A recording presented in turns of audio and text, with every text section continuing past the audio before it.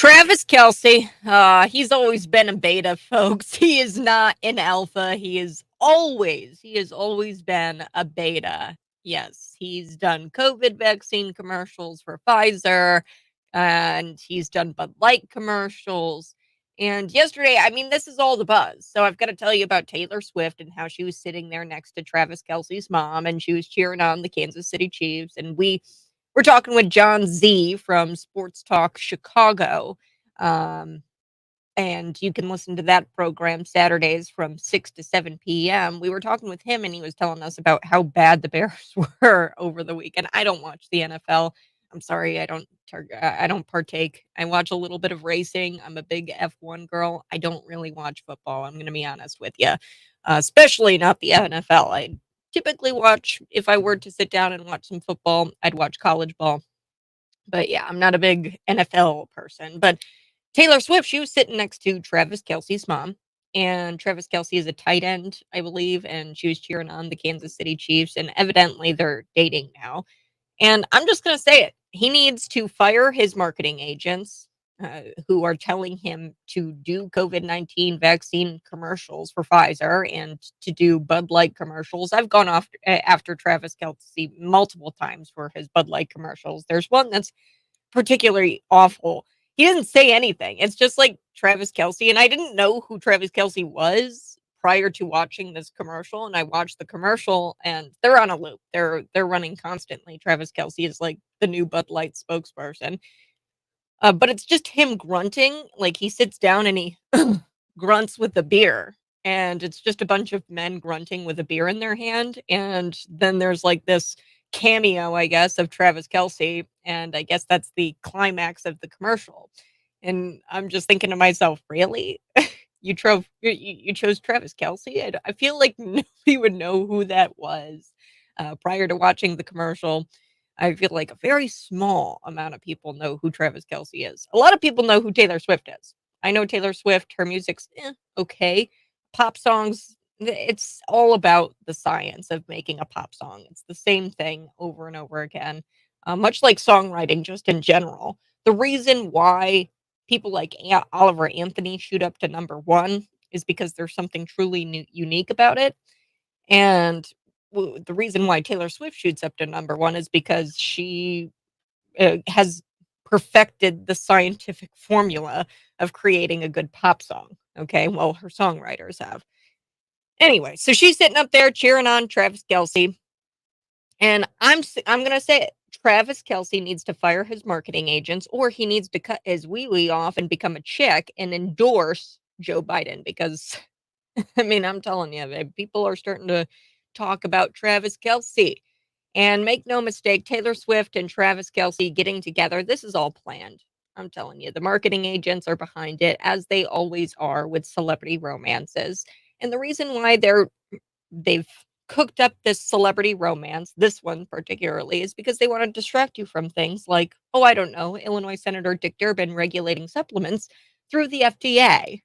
Yes, he wants to take away your magnesium, your vitamin D, your vitamin C, things that you take every morning. Probably taking it right now as you're drinking your coffee, slugging it down with a gulp of coffee. Dick Durbin wants to regulate that through the FDA and take those away from you. Celebrity romances will never go out of style because it's a great way for politicians to neutralize political dissent. There's a lot of political dissent right now. People are unhappy in America with the way things are going. Inflation is high, housing prices are skyrocketing. It's unreal what they're doing. And there's a lot of political dissent. And through the policy of bread and circuses, look up bread and circuses for me. That's exactly what this celebrity romance is. I would not doubt that the marketing agents for both Taylor Swift, Travis Kelce have been talking with the president. I know that the media just loves celebrity romances because it's a way for them to distract you from what's truly going on because you're so caught up in this celebrity romance. Oh, Leftists, I'm telling you. I know not you, you who listens to this program. No, no, no, not you. I'm talking about the leftists. They love to be distracted by celebrity romances because it's easier and it's a great way to neutralize that political dissent that we're feeling and seeing all throughout the nation. Good morning. This is the Morning Buzz, 6:10 a.m. You can see me live in studio, YouTube, Facebook, Twitter, and Rumble.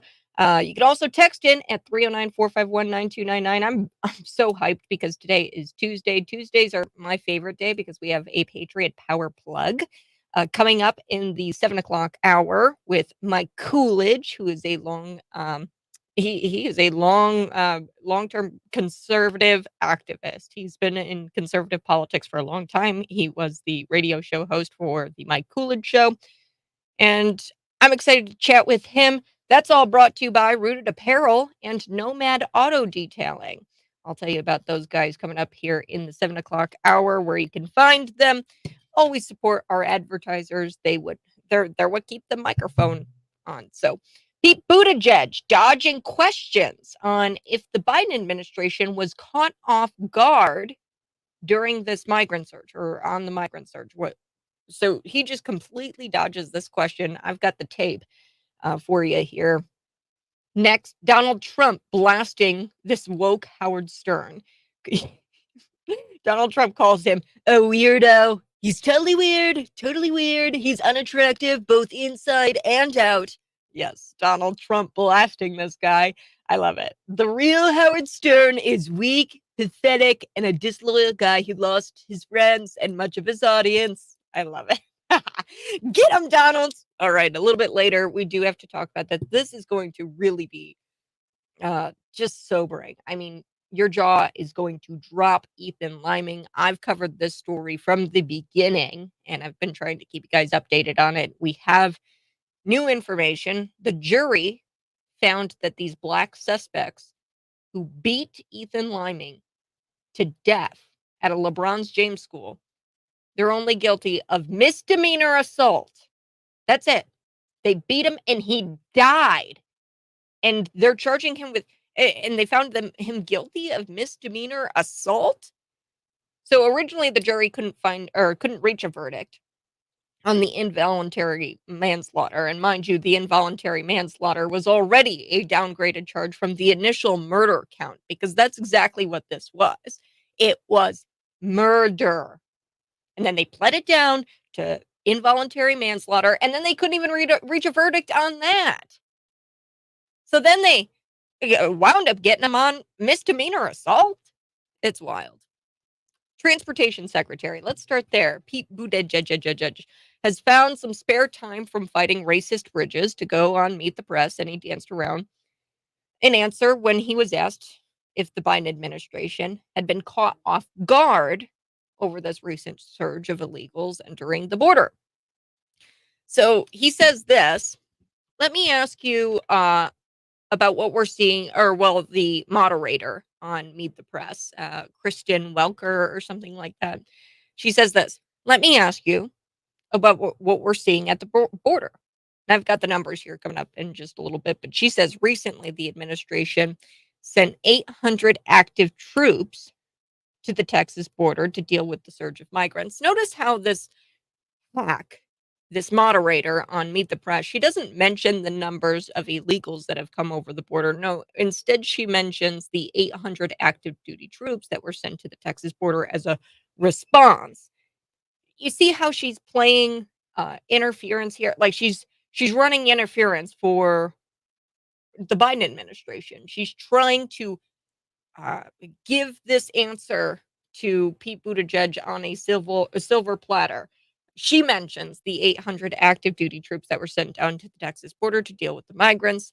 Some record numbers this past week. So she doesn't go into the numbers. She doesn't actually tell you how bad the border crisis is. Was the Biden administration caught off guard in this latest surge of migrants? That's what she asks the question of Pete Buttigieg. And then he goes, well, what you saw was the administration, as always, responding as needed to conditions, being proactive where necessary. That's what Pete Buttigieg says. But he didn't answer the question. The question was, were you caught off guard. So let's take a listen to the exchange here on the Morning Buzz. As always, see me live in studio, YouTube, Facebook, Twitter, and Rumble. This is Pete Buttigieg on Meet the Press. Latest surge of migrants? Well, what you saw was the administration, as always, responding as needed to conditions, being proactive where necessary. Were you caught off guard, though?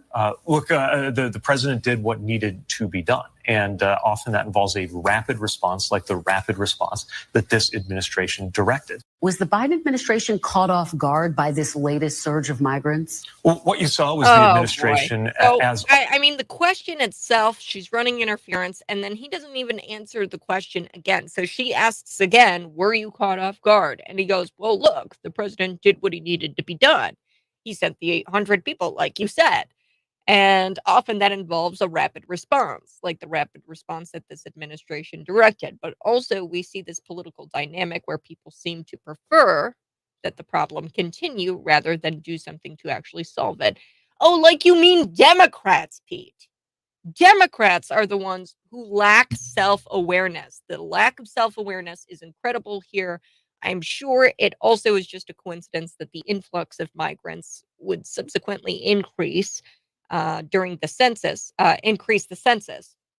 Okay, that's what this is all about. Make no mistake. The migrants, they're going to increase the census since it counts every person living in the United States, including illegals, and arguably that increases the Democrat electoral votes. But that's just a coincidence, right? It's just a coincidence. And he's sitting here talking about a rapid response that took 3 years? I mean, I guess that's quick for government response. So I've got the numbers here. Let's really roll this out. There have been 2.2 million migrant encounters this fiscal year, with 232,972 migrant encounters at the southern border just last month. Near 300,000 migrant encounters at the southern border just this past month. That's according to the Customs and Border Patrol.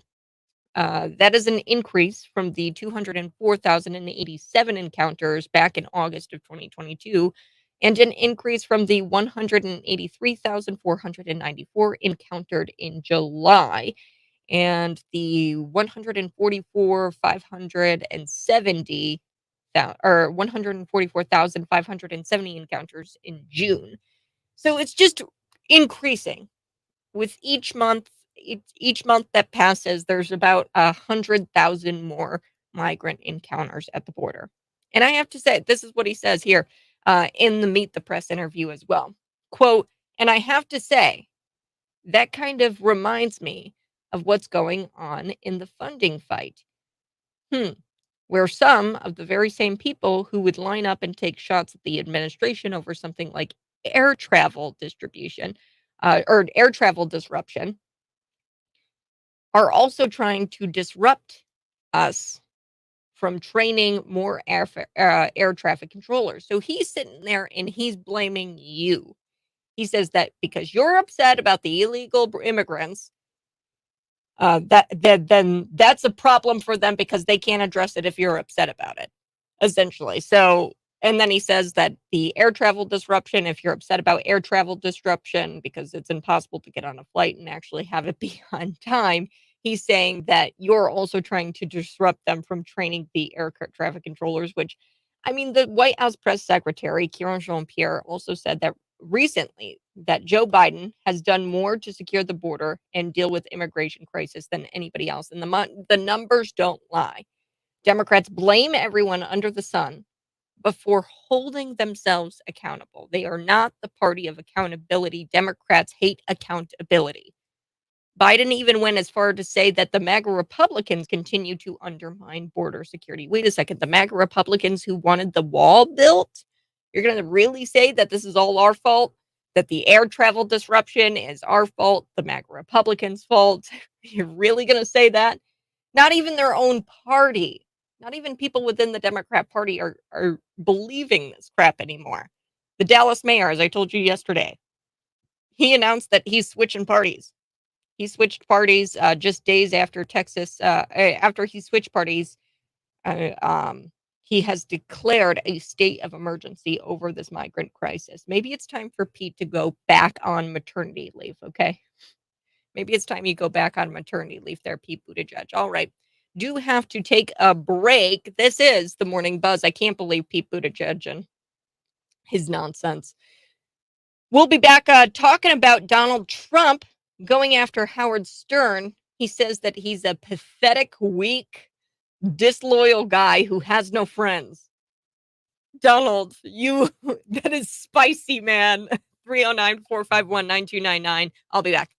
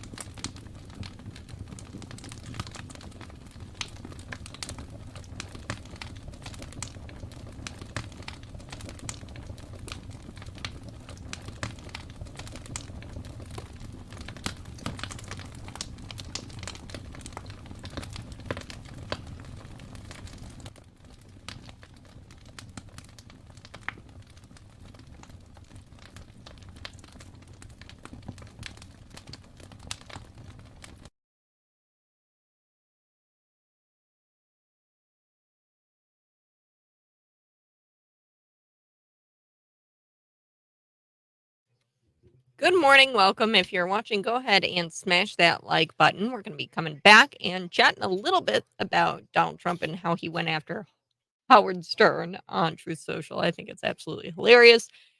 We've also got some good news for you, and I've got an update about Justin Trudeau not taking accountability. See, Democrats hate accountability for honoring a legit Nazi on the House Commons floor the other day. So here I have it. I'm just going to read it to you. Justin Trudeau, he's gaslighting people. Trudeau is now blaming the Russian or the literal Nazi being honored on the House Commons floor. He's blaming the fact that he and Zelensky honored this literal Nazi with a standing ovation before Parliament on Russian disinformation. He says it's all Russian disinformation. Wow. So this guy has no shame. I mean, are you serious right now? Just own up to what you did. If it was a mistake, just come out and say that it was a mistake and that you're sorry.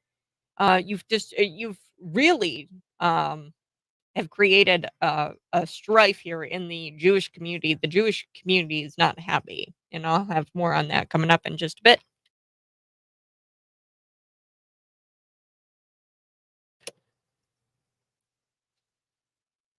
Justin Trudeau, he's ducking this question period. So the question period is similar to like a Senate hearing or something like that, where he's supposed to take questions, but he's refusing to take responsibility here for honoring and really like giving a standing ovation to an actual Nazi.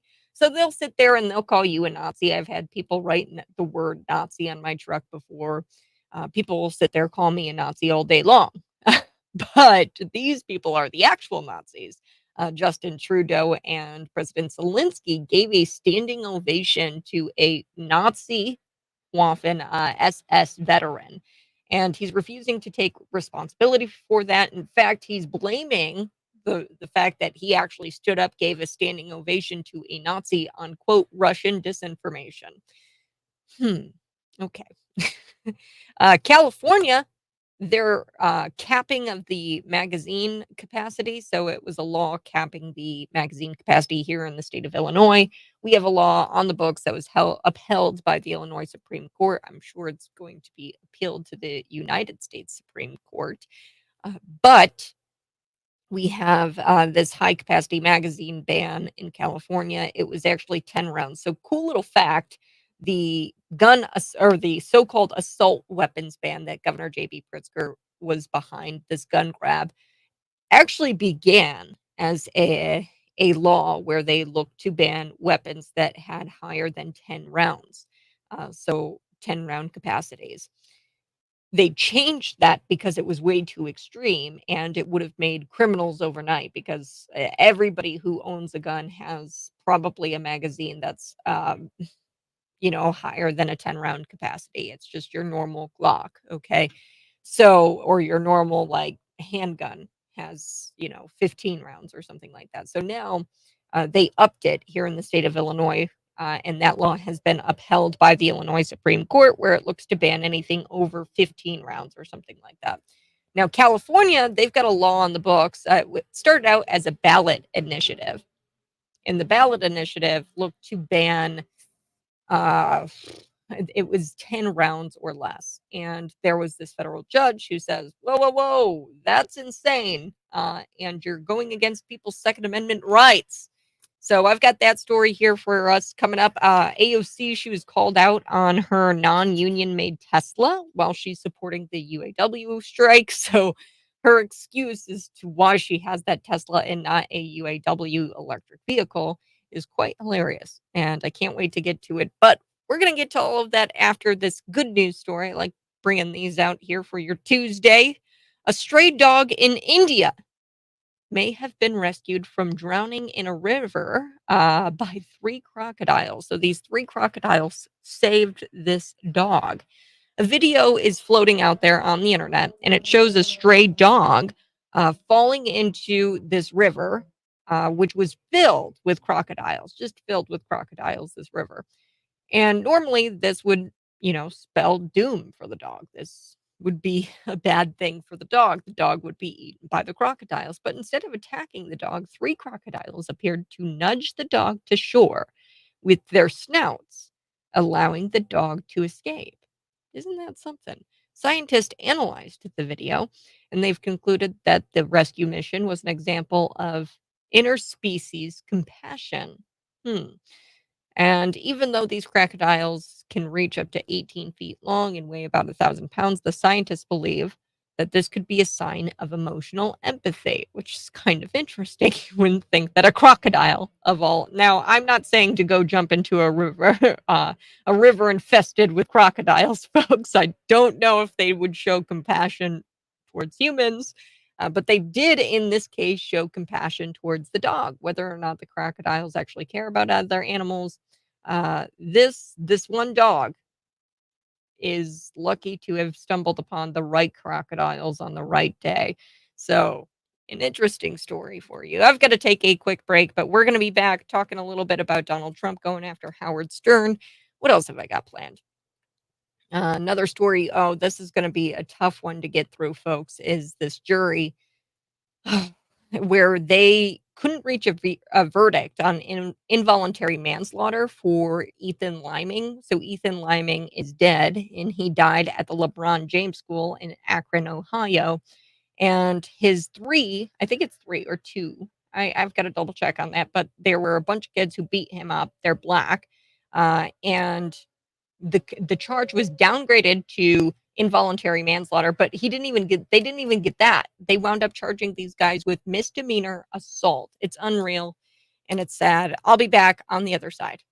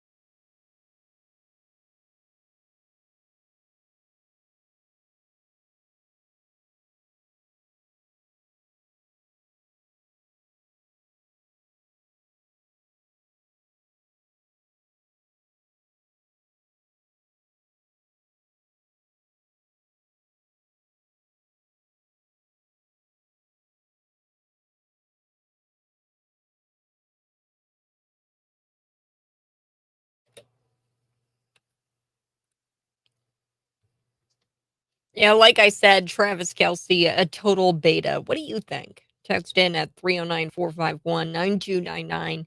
He's done COVID-19 commercials for Pfizer. He's also done some Bud Light commercials. And Taylor Swift, she was actually seen sitting down next to his mom. And she's cheering on the Kansas City Chiefs. He's a tight end for the Kansas City Chiefs. And evidently, Taylor Swift and Travis Kelce, they're dating now. And look, I think he needs to fire his marketing agents or be forced here to cut off his wee wee, become a chick, and endorse Joe Biden because the way he's going, folks, that's next. He's promoting COVID-19 vaccines through Pfizer, and he's promoting Bud Light. And make no mistake, Taylor Swift and Travis Kelce getting together, I don't think that's a mistake. I think it's totally planned. I think their marketing agents are behind it, and they're forcing this together because here's the thing, celebrity romances, they're never gonna get old, they're never gonna go out of style because it's a great way for politicians to neutralize political dissent through a policy called bread and circuses. And it distracts you from things that are actually going on, like, oh, I don't know, your senator, Dick Durbin, regulating supplements through the FDA. Yes, he wants to decrease the amount of vitamin C you're getting because, God forbid, you take your own health into your hands. And Dick Durbin doesn't want that. Do have to tell you a little bit about Donald Trump blasting this woke Howard Stern, and then we're going to get into the jury finding these black suspects who beat Ethan Liming to death at this Lebron James school, guilty of only assault. So they couldn't have reached this verdict of involuntary manslaughter, which was already a downgraded charge from the initial murder count. So how is it how is it you're oppressed, black kids? How is it you're oppressed when a system allows you to quite literally get away with murder? You got away with murder. I'm going to be getting into that here in just a little bit. But first, let's talk about Donald Trump because he's going after Howard Stern, and I think it's quite hilarious. Donald Trump held nothing back in this verbal massacre against this pathetic leftist radio host, Howard Stern. So on Friday, he called Howard Stern, quote, unattractive, broken, and both unattractive inside and out. Now, this is after Stern took aim at Donald Trump in a recent segment on his Sirius XM show. So I guess he broke away from regular FM programming. I don't really know who Howard Stern is. I know of him a little bit just because I'm in radio. But Howard Stern, I guess he broke away from FM, went to Sirius XM because he was cussing all of the time and he wouldn't stop it with the whole FCC regulations. And he was cussing all of the time, so he wanted to go to Sirius XM. I don't know. And he wanted to he reaffirmed his wokeness by moving his shift or by going after Donald Trump in this segment that he did on the Sirius XM show. So, in a social post, Donald Trump goes after Howard Stern and he says, the real Howard Stern is weak, pathetic, and a disloyal guy who lost his friends and much of his audience, which is true. Howard Stern lost a lot of his audience once he went to Sirius XM. Until recently, I haven't heard his name mentioned in years. This is what Donald Trump says. I did listen to his show many times in the good old days, and then he went woke, and nobody cares about him any longer. Go, Donald. I don't know. They really would they really pay him, but it shouldn't be much.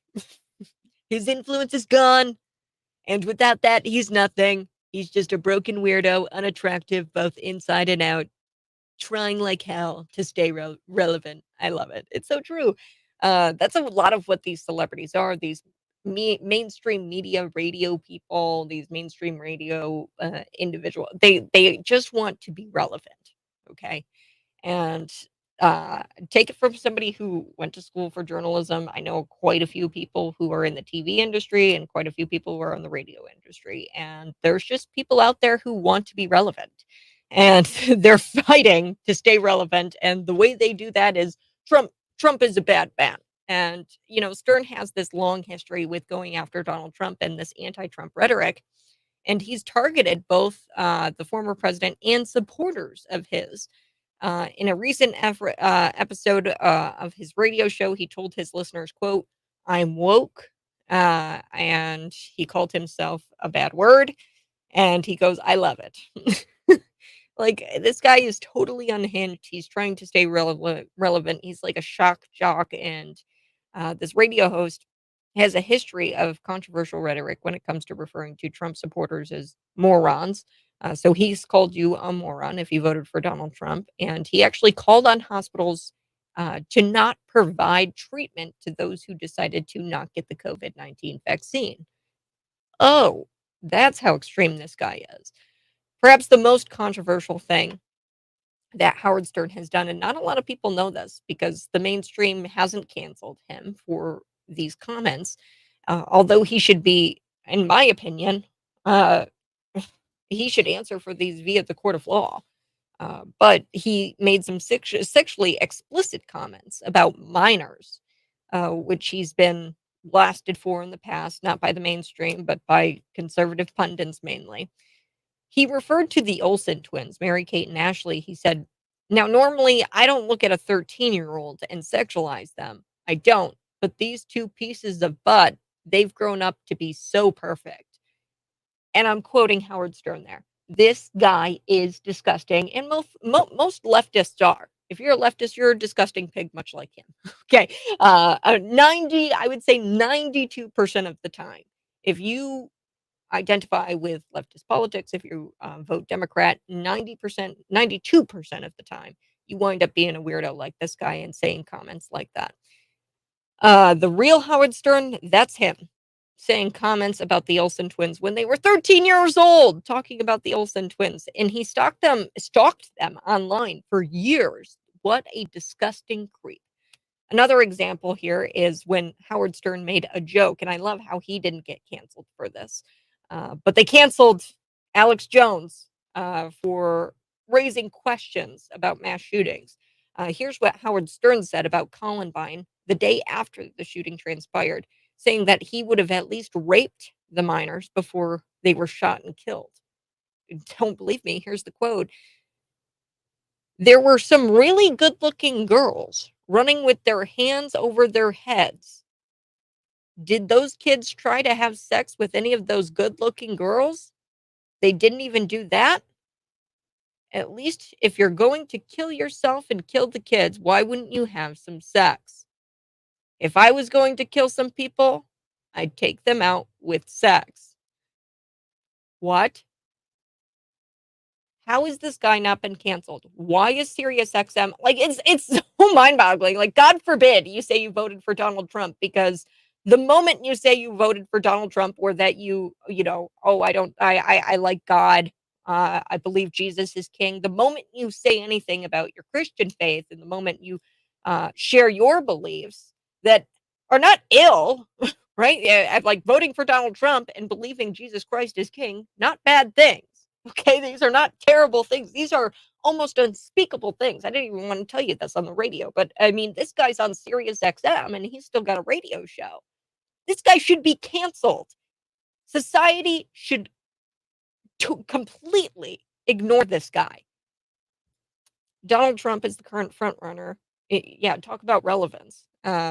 Donald Trump is actually relevant, and he's the front runner in the 2024 presidential election. The recent polls have him pulling ahead of all of his Republican opponents. I know you're probably like, Kat, I really love Ron DeSantis. I get it, but like, also, he's irrelevant. I'm sorry. He's going to be debating with Gavin Newsom. I'll get to that here in just a second. But Ron DeSantis is irrelevant at this point. And I mean, you should be talking about Vivek Ramaswamy if you're really anti-Trump and if you want a different presidential candidate, because Vivek Ramaswamy is pulling ahead of Ron DeSantis in quite a bit of polling. So he's pulling ahead of not only his Republican opponents, but also Joe Biden in some recent polls. So I do have to take a quick break. We are going to get to this jury verdict. I want to get to that here maybe in the 7 o'clock hour, maybe the next segment. I think I'll have time the next segment with Ethan Liming and how he lost his life to these black suspects. And because they were black, They were above the law and they were charged with misdemeanor assault. Yes, when they actually killed the guy. So they killed Ethan Liming and they stomped his chest in, but yet they were only charged with misdemeanor assault. It's absolutely wild. I'll be back on the other side.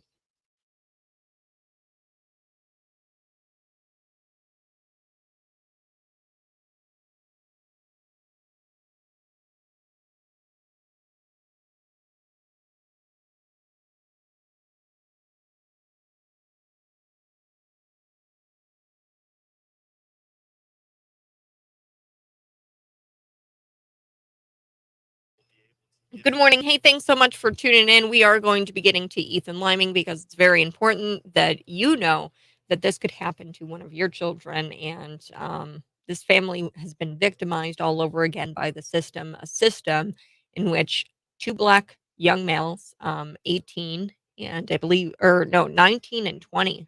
Gosh, they were 19 and 20 and they were only hit with misdemeanor assault. They were acquitted of charges of involuntary manslaughter, which was already downgraded from murder. So they got away with murder quite literally. So if you are a black teenager in America, you will get away with murder. Tell me again how that is oppressive. No, seriously, tell me again how that's oppressive. Um, this story I've covered, and I'm this is one of those stories where I get upset, because I've covered it for so long, and, I was really hoping that justice would be served, and these 2 brothers, were playing basketball at this LeBron James school in Akron, Ohio, when Liming and his friends pulled up and began shooting a splatter ball, it was a bead blaster at these guys playing basketball. This later ensued, a fight ensued. Was Ethan in the right for shooting them with a water blaster? Probably not. But they are kids, right? Like actual teenagers and teenagers doing silly things. I don't think him shooting them with a water blaster warranted him to be punched unconscious and then later his head hitting the pavement and him dying and his chest being stomped in. So that means they hit him, his head hit the pavement, he was already unconscious because that was the cause of death. And then they stomped his sternum in and he broke all kinds of ribs and the autopsy was truly brutal. Um, so this was really disgusting, and they drove off with Liming's friend's car. They stole Liming's friend's car, and they drove off. These two black kids. They're the Stafford brothers. So um, people have tried to say that this was a race thing, that Ethan Liming was racist, and that he shouldn't have shot them with a water blaster. I think he was just a stupid kid wanting to have some fun and didn't think before he acted and shot these people with a water blaster, and for that, he had his chest stomped in. Um, Truly a sad day. And my question is, where's LeBron James in all of this? Now, he did offer some brief condolences on Twitter when it happened, to the Liming family. But where is the, outrage? He's always outraged about, this lack of justice. But it's because Ethan Liming is white, isn't it? And the perpetrators are black. That's why you won't talk about how terrible this is, where they pled this down to manslaughter, involuntary manslaughter from murder. This was intentional. Okay, they punched him in the face. Um, they stomped on him. They stole his car. I mean, there's like this was intentional, and they pled it down to involuntary manslaughter, and they didn't even get him on that. It's just absolutely insane. If you're watching, go ahead and smash that like button. It would really help me out. Darren, we're going to read a couple of your comments. Howard Stern, the man who caved to the man once he was despised and hated. Uh, there was a truck driver listened to him on XM, stopped listening following that weird comment with the kids and the sex BS. Yeah. I didn't even know that about Howard Stern. And it's kind of sad that when you talk to people um, who know who Howard Stern is, that's not something they bring up right away. The moment I bring up Howard Stern's name, that should be the story that you think about the Columbine shooting, where he said if he was in the shooter's place, he would rape the kids first and then he would kill them. That's what Howard Stern said. Like, what? And I get the whole shock entertainment value, but how is that entertaining? And like you said, Darren, I'm sure he lost a lot of listeners because of that comment.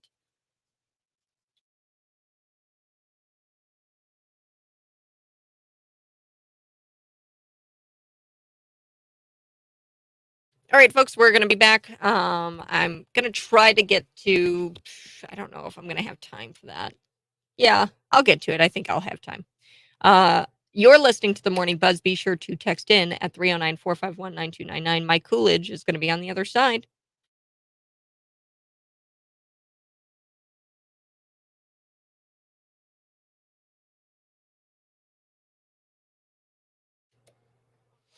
Good morning. Hey, this is the Morning Buzz. Thanks so much for tuning in. I am on the live stream. Sorry, I came on a little too early there. I'm on the live stream. You guys can always see me live in studio. We're going to be getting to this story here about Ethan Liming, and I know it's heavy, but you've got to know about it. So, the jury delivered their verdict on these suspects, and it involves a June 2022 fight. Now, I think I popped on the air around June 2022. I don't know for sure, but I know I've covered this story for years, for about a year. So this story is kind of tough for me to deliver because I've kept up with it. And it all has to deal with this fight at the Lebron James Promise School in Akron, Ohio, and it resulted in the death of a 17-year-old boy, Ethan Liming. Deshaun Stafford, 20 years old, was found guilty of this aggravated assault and misdemeanor assault, while his brother was only hit with a misdemeanor assault. So he was found guilty of a felony aggravated assault, Deshaun, but Tyler was only found with a misdemeanor assault. So they all assault charges. And they were both acquitted of the original charges because the jury couldn't come to a verdict on this first degree felony involuntary manslaughter. Um, because the judge declared it a mistrial because the jury couldn't reach a verdict. The charge can be brought forth again in the future, though prosecutors did not disclose whether that was an option they were pursuing. So, following the verdict, the Liming family's attorney said his clients were, quote, devastated and they feel their son was murdered yet again. They've been brutally victimized, this family. Um, they were brutally victimized by these individuals, Deshaun and Tyler Stafford, their brothers. And now they're being victimized all over again by the system that allows you to get off with assault charges, misdemeanor assault charges. One of the kids, they had a felony, aggravated felony, aggravated assault, but they're not going to probably serve time. I don't know if they're going to serve time. But they killed this kid, killed him. The attorney went on to slam those who made the trial about race. So black kids, they kill a black kid or a white kid, and people have been making this about race, blah blah blah, and that victimizes the family even further. This is what the attorney said. This had nothing to do with race. Here's what it was all about: these two brothers playing basketball at this LeBron James school in Akron, Ohio, and Liming and his friends, Ethan Liming and his friends, pulled up and they shot at um, the black kids, the Stafford brothers, with a water bead blaster. Okay, so this is a water gun, and a fight ensued after that. Now, I'm not saying that the kids should have done that. You should know, hey, let's not try to engage people. But it was just a water gun. And Ethan Liming was punched unconscious. His head hit the pavement. The Staffords proceeded to steal his car, his cruise car, so his friend's car, and they drove off with the car. And the investigation proves that his chest was stomped in, but only after the cause of death, which was blunt force trauma to the head. So they stomped in his chest, broken bones everywhere, ribs broken. I mean, where is LeBron on this? Where's the outrage? Because there's no justice here. These boys stomped on the boy's chest post death, like he was dead on the ground, and they stomped on his chest. Where is the justice? Misdemeanor assault, and the kid is dead? Absolutely unreal.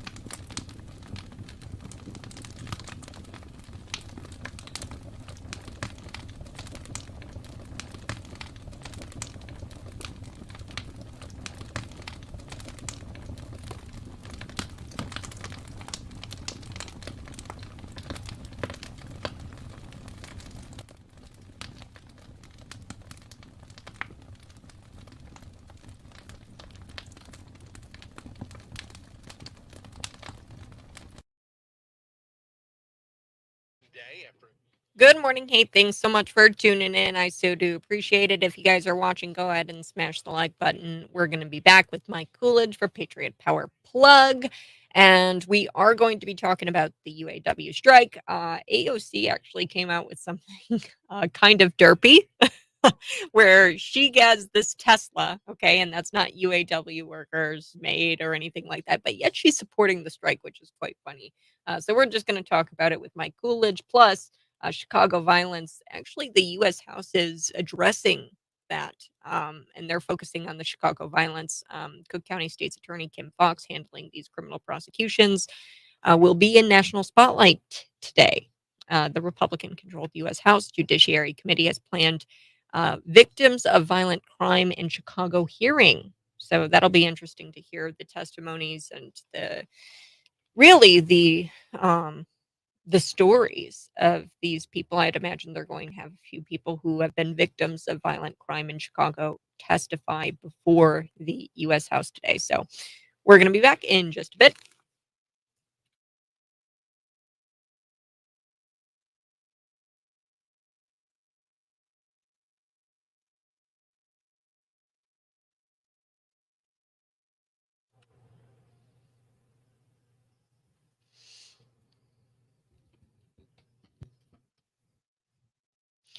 AOC. Oh, I love it. They called her out on her non-union made Tesla while supporting the UAW strike. Her excuse is kind of derpy.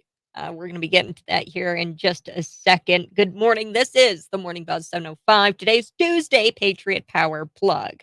Patriot Power Plug is brought to you by Rooted Apparel. I've got my Rooted Apparel on today. You can see it live in studio. I'm sporting it. It's the Jesus is King t-shirt. You can get this t-shirt for 20% off. It's already pretty cheap, but 20% off, I mean, come on.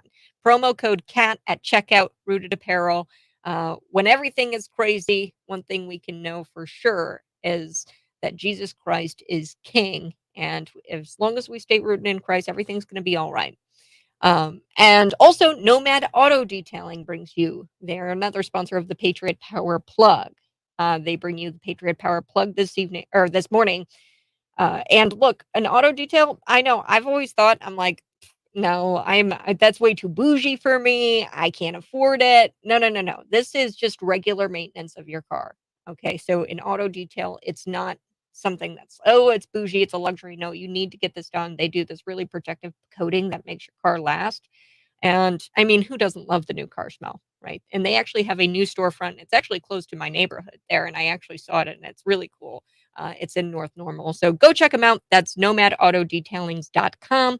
And with me, Mike Coolidge. Mike Coolidge is a former congressional candidate, Army officer, a PAC spokesman, and host of the syndicated radio show, Mike Coolidge Show. He's a current chairman of the Ogle County Republicans. He's also an executive producer of the American Greatness podcast. And I love when he joins me for Patriot Power Plug. Good morning, Mike. How are you? Good morning. And I love joining you. Are my mic levels okay? Oh, yeah. Yeah. You sound crystal clear.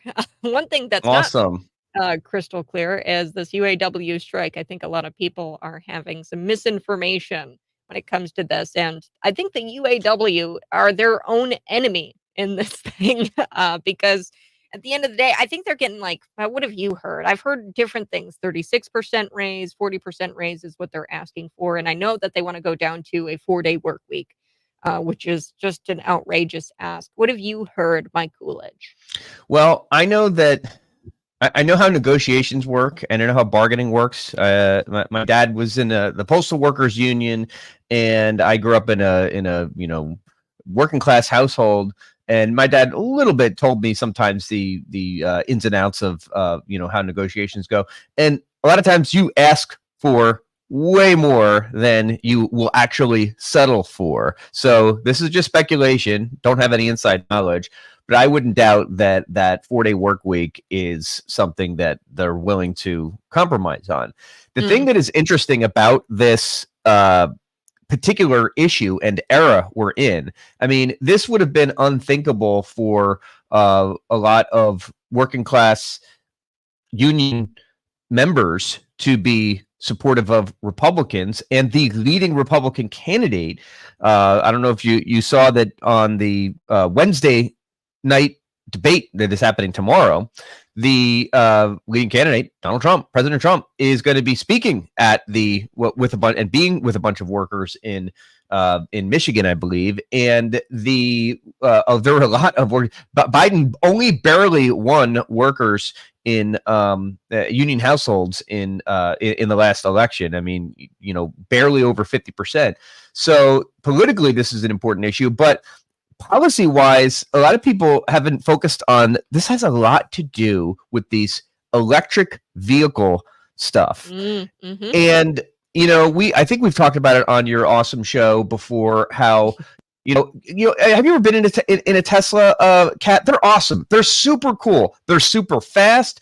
I'm an Elon Musk fan. The science is amazing, but you know what? The science isn't amazing on the grid. And if everyone were to go to electric, which is what these Democrats want to do, and what a lot of these automakers, through pressure from the federal government, want to do. That's key. It's not a bunch of, like Wall Street tycoons who are saying, screw the government and screw the workers. We're just going to make money, money, money. No, the money, money, money spigot is coming from the government in the form of subsidies.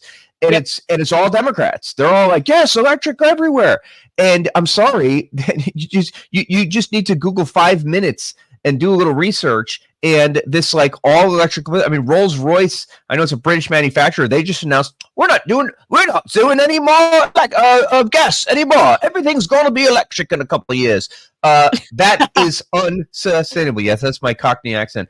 That is unsustainable too. There's absolutely no way that we can exist as a country and as a thriving economy without fossil fuels. And if it's hybrids, great. If it's a mix of electric and gas powered and hybrids, great. But it can't be all one thing. And that's what when I read the stuff about this UAW negotiations, that's what I kind of keep my mind open. I'm like, maybe these workers are onto something and have a point. I, generally speaking, am more on the side of the free market, and sometimes, especially the government unions, they make insane demands and not rational ones. But this one, I wouldn't for anyone jump to conclusions that the UAW is on the wrong side of this. The electric thing in particular is worth listening to. Well, and I'm glad to hear that they're actually going with Donald Trump at this event, and they're not. And I think that the former president of the UAW has come out and said, I think it was in an interview in Politico, where he says, look, we're not going to give our endorsement to Joe Biden until he promises jobs for us, because electric vehicle production, it's way less parts. And the assembly workers, right, there's no way that they're going to be able to keep all of their jobs if we shift to all electric by 2030. And the UAW president, I think it's the former one, came out and said, hey, we're not endorsing, there's a faction of our UAW workers here. We're not endorsing Democrat candidates until they promise our jobs are going to stay. Because what they're going to wind up doing is just cutting all of those UAW workers, because of the electric vehicle production. It doesn't require that many workers. And they're really peeved off about that. So I think they're trying to solidify, hey, I want to make sure that we have these raises in place, so that way, 5-10 years down the road, if we're not making gas powered cars anymore, I've still got money. Because my hours are going to be cut, because it just is significantly less production. It's in so many things, when you have only Democrats debating or negotiating with only fellow Democrats, you don't have the right of center perspective thrown in there. And that is why, again, I'm just spitballing here and thinking out loud, but Donald Trump going there might actually make more of a difference than him just saying, hey, I want some of your votes for this next election. He might actually have some insight into this and say, look, guys, you guys need to compromise on a couple of things here, and you guys can get back to work and make money. And here's what you should compromise on. And these are really, oh my, is there anyone in America, maybe on the planet, who is better at negotiation than Donald Trump? That's like his main thing. He wrote The Art of the Deal. It's his most famous book. Yeah. Yeah. So I mean, the guy knows how to give and take, or advise people on how to give and take. Mhm. So I think his perspective there on Wednesday, even behind the scenes, if not in the speech, might be worth something. And this baloney, Joe Biden, like the textbook paying lip service to something. Wait, Scranton, Pennsylvania, union households, vote for me. If you ain't voting for me, you ain't a Democrat or you ain't a union. All this stupid stuff. Yeah. That means absolutely nothing. And he has no brain power whatsoever to offer any sense of, moving the ball forward on these negotiations. Worthless. Watch for too. I know he's, speaking there and showing solidarity, whatever. That's worthless. Donald Trump may actually add to the conversation on this, and that's worth looking at too.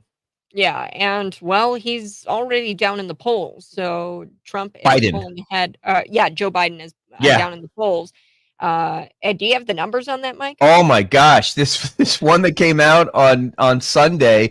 It's bad if the leftist elite corporate media is freaking out about it. And my gosh, were they freaking out on Sunday morning when this poll came out that had Trump beating Biden by 10 points nationally. And here's what you need to understand. I was in Georgia actually this weekend and talked with my my in-laws, and they're all Republican and they're all Georgia voters. But Georgia's been a kind of center of a lot of the national discussion on things with the Stacey Abrams, and then the Senate races and all of that. And then reelecting their Republican governor, and then the Secretary of State, blah blah blah. But they were saying that the polls, if you remember, in 2016, not a single poll anywhere had Trump beating Hillary. There were some internal polls on the Trump campaign in 2016 that had Trump beating Hillary, but they all were 3, 4, 5 points Hillary Clinton favor. They, of course, were wrong. If you have a poll that has them neck and neck, and you have even a poll of polls that has Biden and Trump neck and neck, that probably means in reality Trump's like 5 or 6 points ahead. Yep. If you have a poll that has Trump 10 points ahead, we're talking landslide stuff. Now, obviously, it's still we still have over a year. If you look at all of the graphs of the polls, they can always zip and zap and go up and down. But they're coming really close to the point of no return with cutting bait on Biden. I heard Ted Cruz on TV last night say that they still have the option, in Chicago of next summer, where the Democrat National Convention is, to bail at the last minute on Biden. I mean, technically, he's not the nominee until they vote at the convention for him. And they could do the brokered convention. We all us political junkies talk about it every cycle. Oh, what about a brokered convention? Could it possibly be one this year? Well, if Joe Biden is even more, completely out of it than he is now, a year from now, which is likely, they might say, hey, let's at the last minute stick a Gavin Newsom on the ballot. Or Ted Cruz said, Michelle Obama on the ballot. Someone not even running, So yeah. I'm not, I'm holding out hope that Biden sticks with it, because I'm very encouraged by that poll. Yeah, me too. I definitely don't want a Michelle Obama. And I think that a lot of conservative pundits and journalists have picked up on that Michelle Obama's name has been circulated out there. And this is why the Larry Sinclair interview dropped when it did. This is why all of these receipts on the Obama family and their background is coming out now, because conservatives are doing the right thing and calling attention to, hey, do we even really know who the Obama family truly is? We never really got that when Obama ran in 2008. He was just this, kind of outsider, this guy with a funny name, and nobody did any digging into his background. Oh my gosh. Yeah. Trust me. My radio show was 2 years old at the time when Obama ran for president in 2008, but we were talking about that all the Tony Rezko stuff was just scratching the surface of the fact that no one on the left wanted to dig into his background because they wanted to, give him kid gloves and hold his hand into. Gosh, he told a New York Times reporter not to make fun of his ears, and she shut up immediately. Oh, okay, I'm sorry, I won't do that anymore. So, like, yeah, that 2008 was the beginning of the full-fledged state-run media, which still exists, of course, now for Biden. And yeah, I mean, I honestly, I'm not saying Michelle Obama just because of the last name and the fact that she's female will get a lot of, suburban women to vote for her. Like, she definitely will win more votes than Joe Biden if she were to run. But again, anything you read about them, I mean, they have a pretty sweet life. They're living in a $15 million mansion in Martha's Vineyard that apparently hasn't fallen into the sea yet because of global warming. They make tens of millions of dollars through Netflix deals and stuff, and they're royals on the left. Why give all that up to go back to the White House where they lived for 8 years? And all of the country hating, half the country hating you, which every single president has to deal with these days. Why not just fade off into the sunlight? They're in their mid-60s now, I think. I don't think she's up for it, frankly. And I don't know. I don't know if that actually is because what people really mean when they say Michelle Obama is not Michelle Obama. They mean Barack Obama. They mean he's back in the White House, and he never left. That's exactly. Yeah, I don't know if he would continue to do this because he, never really left the White House. Yeah, we had Trump, the disruptor, there for that 4 years, but then he came right back with the Joe Biden administration. All of his administration are old. Oh yeah, Obama and he's pulling the strings, of course, behind the scenes already. But yeah, he definitely would to the But no one has any delusions that Michelle Obama is going to be moving army divisions around on a battlefield and as the commander in chief of our military because she's so qualified. Because she's not. She's never been anything other than she's been a lawyer, and went to Princeton and all that. I mean, she's smart. But she literally has never been elected to anything, has never run anything. People said that about Trump, but he actually ran, multi-$100 million businesses for years. He came with actual leadership qualifications. She obviously doesn't have that. So it's about Barack. Yeah. Yeah. And if she, if it's anything like her cafeteria food school initiative, those sucked. I grew up with those. So, so you know what my conclusion is? We need to stop talking about the polls about Biden. Biden's doing great. Stay in, Biden. Biden's gonna kill us next year. I tell you what, Kat. And his age is a good thing, according to his age. It's experience. Yeah, experience. It's wisdom. Yeah. Well, Mike Coolidge, you have a great rest of your day. Thanks so much for joining me here on the Patriot Power Plug. We'll do it all again next week, Tuesday at about 7 a.m. Always do. Check out American Greatness Podcasts. American Greatness Podcasts. They're blowing up. Yeah, American Greatness Podcast. Subscribe. It's on YouTube. It's not anywhere else right now, right, Mike?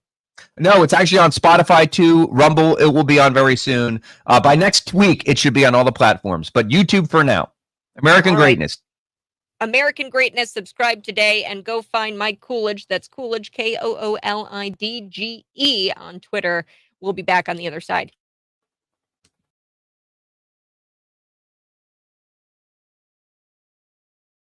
Hey folks, if you're watching, go ahead and smash that like button, smash the like button. It would really help me out. And subscribe to my YouTube channel. That's Kat Peterson 929. We're going to be back talking a little bit about AOC and how she was called out on her non-union made Tesla while supporting this UAW strike. And her excuse is really derpy. Also, this magazine capacity. This law banning a certain magazine capacity in California. It was way too extreme for even California, and it got struck down again by a federal judge. So I'm excited to talk about that and how Illinois, we had a gun magazine ban that was the exact same, essentially, in here in the state. But we changed it up a little bit because JB knew that it was going to be tough to get a magazine ban that was 10 rounds, less than 10 rounds. So he changed it to less than 15 rounds, and it was upheld by the Illinois Supreme Court. Now, this federal judge knocked this California law down again. So we're going to be talking about that, plus Justin Trudeau refusing to answer questions about how he honored a Nazi during the House Commons. Like, he honored him, made a standing ovation, and now he's refusing to take questions about that and be held accountable. All of this and more ahead on the Morning Buzz. Like I said, like the channel.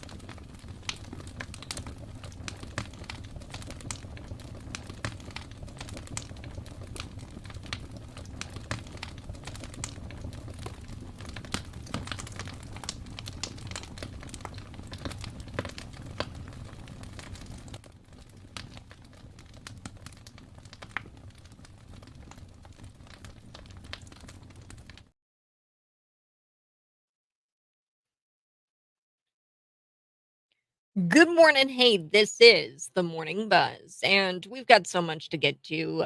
Coming up in just a little bit, I'm going to be telling you a little bit about how AOC called out on her non union made Tesla while supporting this UAW strike. Her excuse is totally derpy. Did you guys hear that the U.S. House were going to be listening to people in this victims of violent crime in Chicago? So this is a hearing today. The Republican-controlled U.S. House Judiciary Committee. They're going to be probably talking to experts, victims of crime in Chicago. The Cook County State's Attorney Kim Fox. She has not been handling these criminal prosecutions well, and I'm putting it lightly. She's a George Soros-backed DA. We need to gut these people. She's not running for re-election, so this is probably the most pivotal election. And right now, I think that only a Democrat has announced for that state's attorney's position, and she's running for election in that position. It's a Democrat, and no Republicans have announced for that district. I think that that is not a good thing on behalf of the Republican Party. The Illinois Republican Party needs to get their stuff together, and they need to run somebody in that state's attorney's office, the Cook County State's Attorney's Office, because it's going to be an easy win. An announcement of the hearing said the panel of congressmen and experts will look into Fox's pro crime and anti victim policies and how they're leading to increased violent crime and dangerous community for Chicago residents. I told you yesterday about a man, he was 86 years old, folks, 86. And he goes out to his truck to go get something right in front of his house, broad daylight, like 10 a.m. And he was shot in the thigh. He died from his injuries. And I mean, he was just going outside to get something from his truck. Panelists will include a family member of a murdered retired detective with the Chicago Police Department. So this is going to be really interesting to hear what comes out of that U.S. House Judiciary Committee, that hearing. Good morning. I am live YouTube, Facebook, Twitter, and Rumble. You can see me live in studio. Let's hit this story first. The magazine capacity being too extreme, this law capping the magazine capacity being too extreme for even California, and this got struck down by a federal judge. So here in the state of Illinois, the Illinois Supreme Court, because these two loser judges who got $1 million worth of campaign contributions from J.P. Pritzker, voted to uphold, or actually, I think so. One of them might not have voted. The one who got the campaign didn't vote to hold it, but she actually voted it down for a different reason. She thought the law didn't go far enough. That's Mary Kay O'Brien. Point is, the Illinois Supreme Court is a joke, and they upheld this law. It's super unconstitutional, where they put a ban on magazines that are over 15 rounds. That's currently the law of the land here in Illinois, where you cannot have a gun that has a higher capacity magazine than 15 rounds, which is unconstitutional and it's against your Second Amendment rights. But who cares? Because it's Illinois and they operate outside of the Constitution. Anyway, so the Illinois Supreme Court, they upheld that. Then we look over at California, and this needs to be noted that Illinois, prior to the 15-round capacity ban, the high capacity ban, it was 10 rounds. So JB tried to get it passed to where there was 10 rounds, a ban on where you can't have magazines of 10 rounds or more. Now people really were upset about that, so he kind of upped it to 15 later down the road, but it originally started out as 10 rounds. So that's what they were crafting in this bill here in the state of Illinois. And then they recrafted it after they got a bunch of backlash about the 10-round ban. So in California on Friday, it was struck down, a state law that bans the possession of firearm magazines capable of holding more than 10 rounds, describing the ban as arbitrary and extreme. This is what a federal judge said. The left continues their war on the Second Amendment in the state of California. Here in the state of Illinois, we're living it. We are in the war. We are in the battle because our magazine ban is already in place and it's been upheld by the Illinois Supreme Court. So it's the law of the land. Lucky for California, they had a federal judge who was willing to stand up for the Second Amendment. So he said, based on the text, history, and tradition of the Second Amendment, the law is clearly unconstitutional. This is what the judge said. Roger Benitez is his name. He wrote this in a 71-page ruling. He is the U.S. District Court for the Southern District of California. He's a federal judge. Now, he added that law-abiding citizens had a constitutional rights to carry magazines of greater 10 rounds, and that there is no historic legal precedent giving California the right to pass such a law. The judge also wrote that California did not justify its sweeping ban and dispossessions mandate. So if this were to have passed, part of that law would have been, hey, you have to dispossess, you have to get rid of your weapon that has higher capacity of 10 rounds. So then he goes on and he writes this: the judge, removable firearm magazines of all sizes are necessary components of semi-automatic firearms. Therefore, magazines come with the text of the constitutional declaration that the right to keep and bear arms shall not be infringed. So they are a necessary component of the semi-automatic firearms, and they fall under the Second Amendment. Because millions of removable firearm magazines are able to hold 10 to 30 rounds are commonly owned by law-abiding citizens for lawful purposes, including self-defense, and because they are reasonably related to service in the militia, the magazines are presumptively within the protection of the Second Amendment. So he says, because you can't shoot a gun without the magazine, you're going to have to, the Second Amendment extends to these magazines. So the California governor, Gavin Newsom, of course, he calls the judge a right-wing zealot, and he has no regard for human life. And then he says, wake up, America, he added, Gavin Newsom. Our gun safety laws will continue to be thrown out by NRA-owned federal judges until we passed a constitutional amendment to protect our kids and end gun violence epidemic in America. There's not a gun violence epidemic in America. They say that guns kill more kids than anything else. That's not true. They warp those statistics. I've told you that multiple times. When a leftist says that guns kill kids at an alarming rate, that's not true. They include suicide in those statistics, and they also include 18 and 19-year-old gang violence. And when you take all of that away, then it's not even close. Kids die from things like abortion. The leading killer of kids is abortion. The second would probably be like car accidents, drowning incidences, things like that, accidents. The irony is that Newsom claims that the judge has no regard for human life, and then he refuses to put limits on abortion. So you're not for human life. You have a total disregard for human life, Mr. Newsom. J.B. Pritzker. They are one of the same. I think that J.B. Pritzker is slightly worse, considering that he bought those judges and was able to push it through the Illinois Supreme Court and got his magazine is unconstitutional, according to this judge, this federal judge. He said all magazines, so that's including 15 rounds and up. JB managed to get the Illinois Supreme Court bought, and they managed to uphold this law. So the irony is that, Newsom, he claims that this judge has no regard for human life. Do you know what your takes on abortion are here, Gavin Newsom? Guns are used to save lives, whereas abortion is the exact opposite. There is no saving lives in abortion, okay? Therefore, by his own logic, guns are healthcare. So guns are healthcare. So maybe we should start saying that guns are healthcare, because he says that, guns are actually healthcare. Okay, because they could save my life. And yeah, it's always the women's rights issues and the women's right to choose how they will protect themselves. It's also the women's rights. I think it's a women's rights issue. It really is. Like, the gun issue is a women's rights issue. There is no way with my puny size. Okay, I'm pretty tall. I'm 5'7", but there's no way I could take a 200-pound man in a fight. There's no way I could take a man in a fight. There's just no way. I couldn't punch him. I couldn't hit him. I couldn't throw a baseball bat hard enough at him.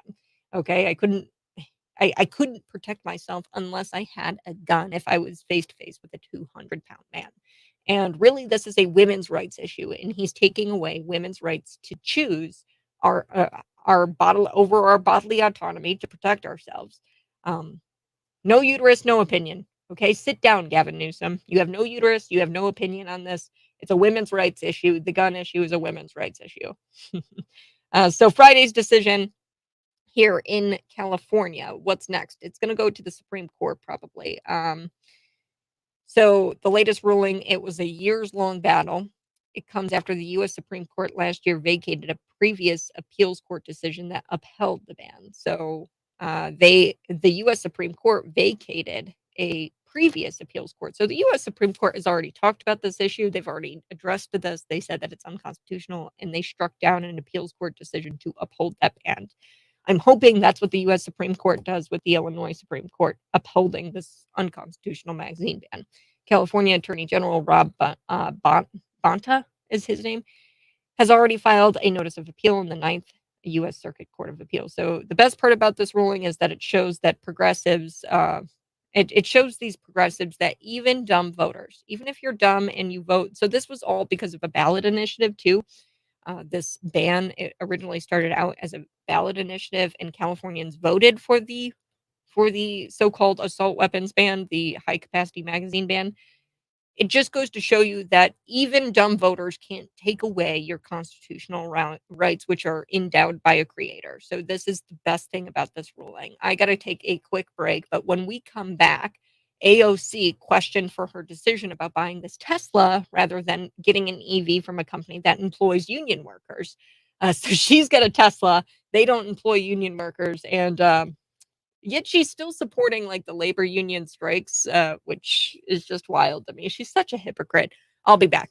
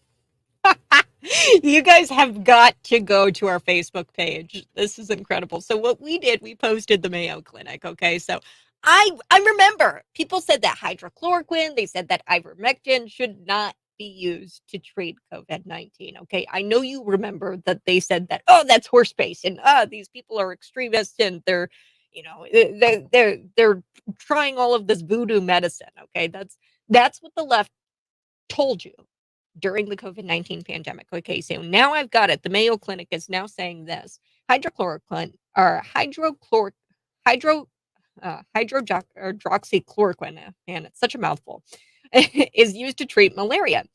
It's also used to prevent malaria infection in areas or regions where it's known that other medicines may not work. Hydroxychloroquine may also be used to treat the coronavirus in certain hospitalized patients. Oh, okay. I love it. I love it because now the Mayo Clinic has come out and they have said, hey, hydroxychloroquine, yeah, you can use that for COVID-19. Wait a second. I thought that it was voodoo medicine. I thought it was horse paste. I love it. And I love the leftist comment here on the Facebook post. I've got to share this with you. She goes, the use of hydroxychloroquine in certain hospitalized patient was never in question. What was in question was the blanket use of this medication for all individuals with COVID-19. By the way, I think the station doesn't even believe in COVID-19 or believe that COVID-19 existed. Seethe, foaming at the mouth. That's what these leftists do on our Facebook page. Go join us. Give us a follow. That would greatly help out me. Also, help out Cities 92.9 by following Kat Peterson 929 on YouTube. Simply subscribe to the channel. It's real easy. And in my videos, you can see a little subscribe button. It's got my face on it. Just hit the subscribe button. That'll help me out. What are we talking about this morning? Well, I've got to talk with you about AOC and how she's a complete hypocrite when it comes to the Tesla situation. She's got a Tesla rather than an electric vehicle from a company that employs union workers as these labor strikes against automakers continues. And viewers were left more confused as she spat out her word salad and tried to blame the vaccine. Okay, so the reason why she's got a Tesla instead of an EV from a union company or from a company that employs unions, she tried to blame the vaccine. I'm going to be talking about that. Plus, Trudeau, a Nazi. So Trudeau is ducking these questions about how they honored a Nazi from the Waffen SS, and this is a group that was radically extreme during the Second World War, where they were taking Jews and they were exterminating them in these concentration camps, and they were gassing them. So this group specifically, this division, the Waffen SS, was in charge of gassing Jews. Okay, and a legit Nazi. They gave him a standing ovation. He was honored on the House of Commons floor. That's essentially like their House floor in Canada there. And Parliament stood up. They honored him. And Trudeau is refusing to take responsibility for that. And he's blaming, quote, Russian disinformation. So we're going to talk about how Trudeau is actually a Nazi. If you don't condemn it, then you are a Nazi. I'm sorry, Trudeau. You need to come out and you need to condemn this and you need to apologize. And he's refusing to do so. And the only thing that I can come up with is that, hey, maybe, just maybe, this is Trudeau being a Nazi and showing his true colors. Okay. All right, let's talk about AOC. I'm going to play this clip here for us. Margaret Brennan. She's on Face the Nation CBS, and she has AOC on. And she's a socialist. We know that the Democrat socialist has faced similar backlash in 2021 when she had merged and she originally bought the $35,000 Model 3 from Elon Musk's non-union company. Okay, so Tesla is a non-union company, and she also never fulfilled her promise from last year. So in 2022, she said that she was going to switch to an EV from a unionized workforce.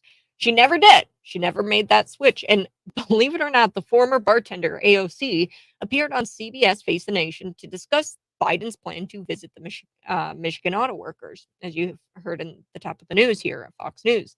She complimented his historic move to support the strike. And this host on CBS Face the Nation grills her, which is kind of shocking. Not necessarily grills, but sets her up for failure because there's no out here because AOC is being a hypocrite. So let's take a listen. Here it is, Face the Nation, CBS.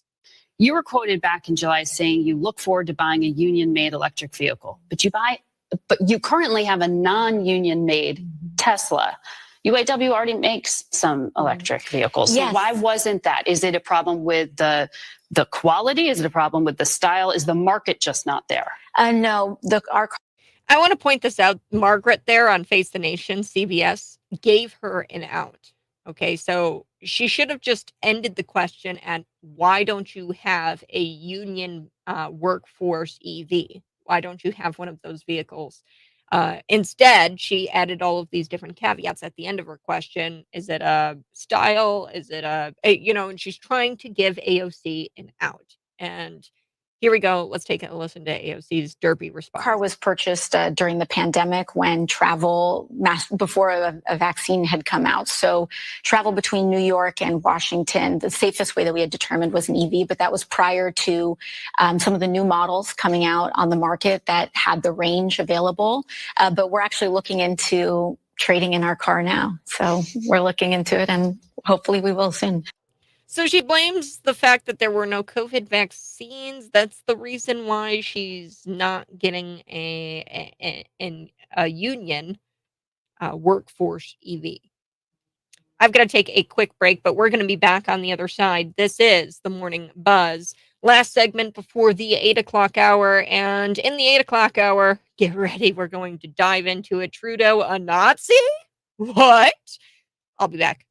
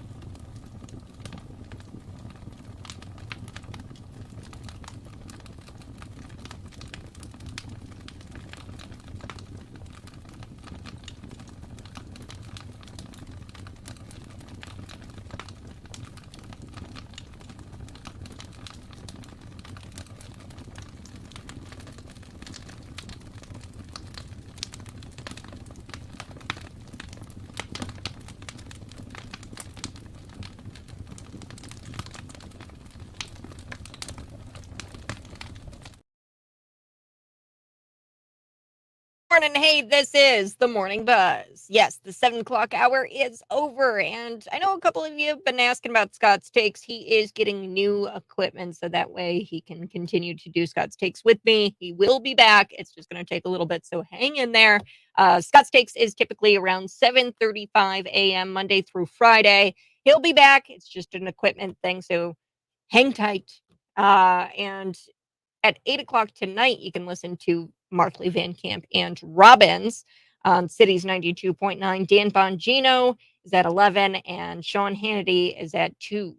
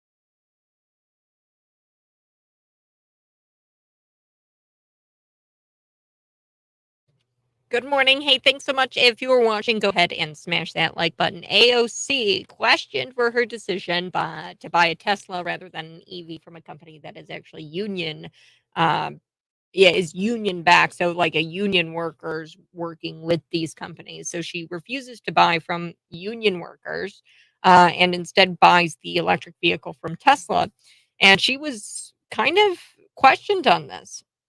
And she responded with, "Our car was purchased during the pandemic when travel before the vaccine had come out. So, travel between New York and Washington, the safest way we had determined was an EV. And that was prior to all of these new models coming out and blah, blah, blah." So, like a true progressive, she should have blamed it on racism, not the vaccine, but that might have been more convincing. And how is an EV like the safest way to travel? It doesn't make a whole lot of sense to me. We're talking about that plus Justin Trudeau. Be sure to like, love, share this video out with your normie friends.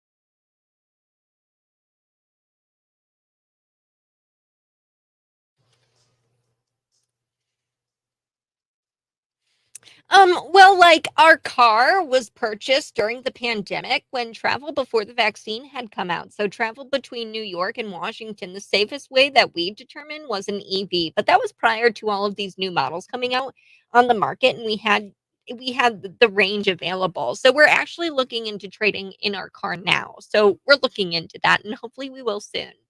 That's what AOC said when she was questioned, "Hey, why do you have a non-union made Tesla and yet you're all about this unions and the strikes?" And she was on CBS Face the Nation to talk about Joe Biden visiting Michigan today, the auto workers. And I'm going to get into the UAW because I think it's absolutely ridiculous. They're asking for a 4-day work week plus a 36%, I believe, increase in pay, which is a little absurd to me. And I want to make this clear: the average pay for the UAW workers, these UAW auto workers, would their average pay is about $32 an hour, which is on pace and consistent with the national average for hourly employees. Here in the state of Illinois, it's 18 an hour, so far more than the average hourly worker here in the state of Illinois. And when you account for seniority, I mean, these UAW people, they're making $50 an hour. So this is a huge ask. And uh, in fact, I think that if they, didn't want this EV production to take away their jobs, that's what they're really worried about. They're actually withholding their endorsement. At least that's according to the former president of the UAW. He says, "We're going to withhold our endorsement of Joe Biden because we want to ensure that our jobs are going to be there come 2030, because EV production requires way less workforce because there's just not a whole lot of parts. And a lot of these assembly workers are going to get canned. And he wants to ensure that, and the UAW wants to ensure that they're going to have jobs amidst all of this EV production. So look, you voted for a EAW or UAW. You voted for this. You voted for the crappy pay. You voted for the inflation. And really, at the end of the day, what this is all about is overtaxation and inflation.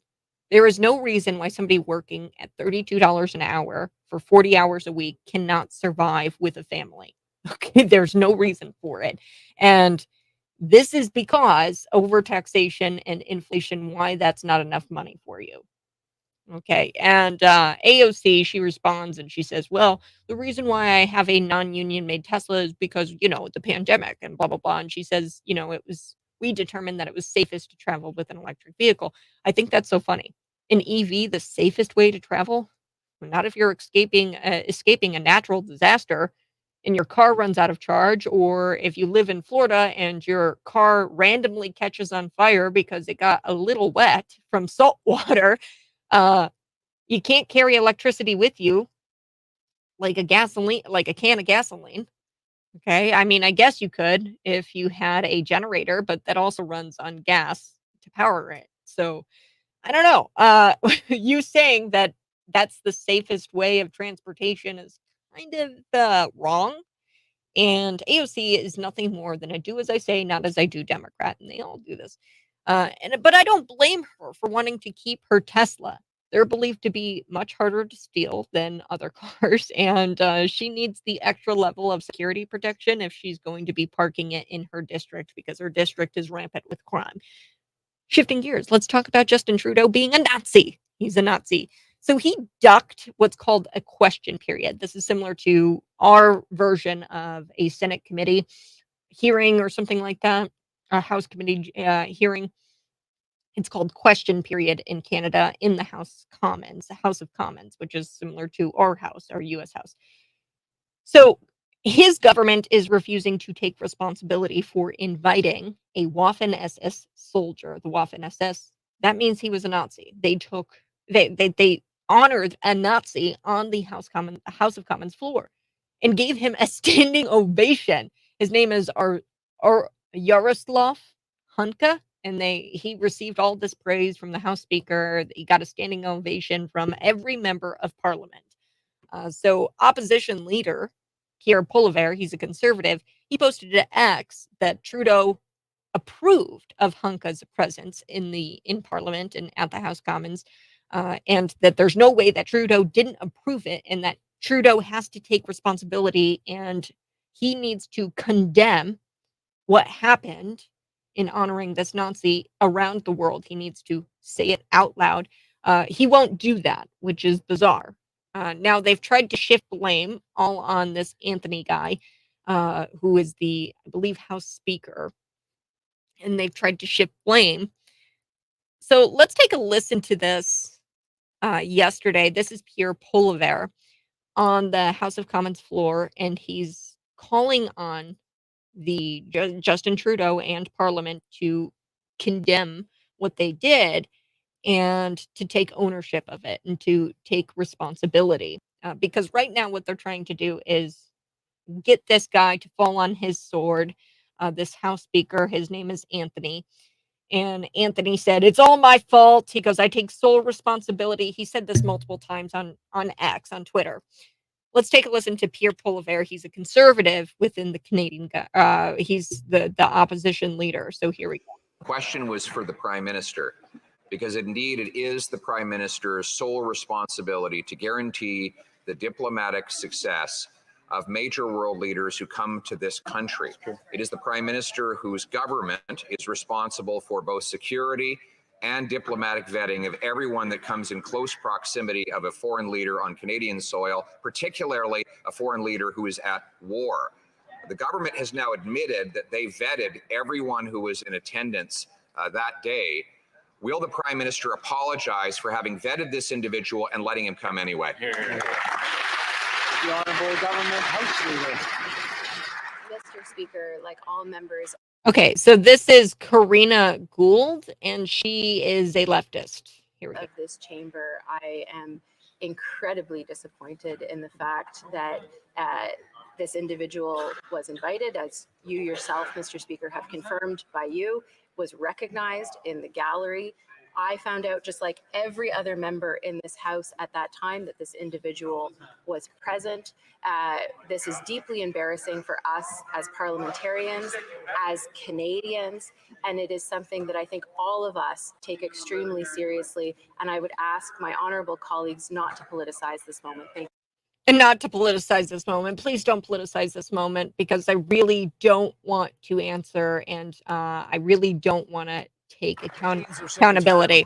So this is Pierre Poilievre again, and this time he says, "Look, lady, Justin Trudeau has avoided coming to this question period to even discuss this or to apologize. You're right. We all need to take accountability, and we all need to apologize for this. Where's Justin? Where is he?" Here we go.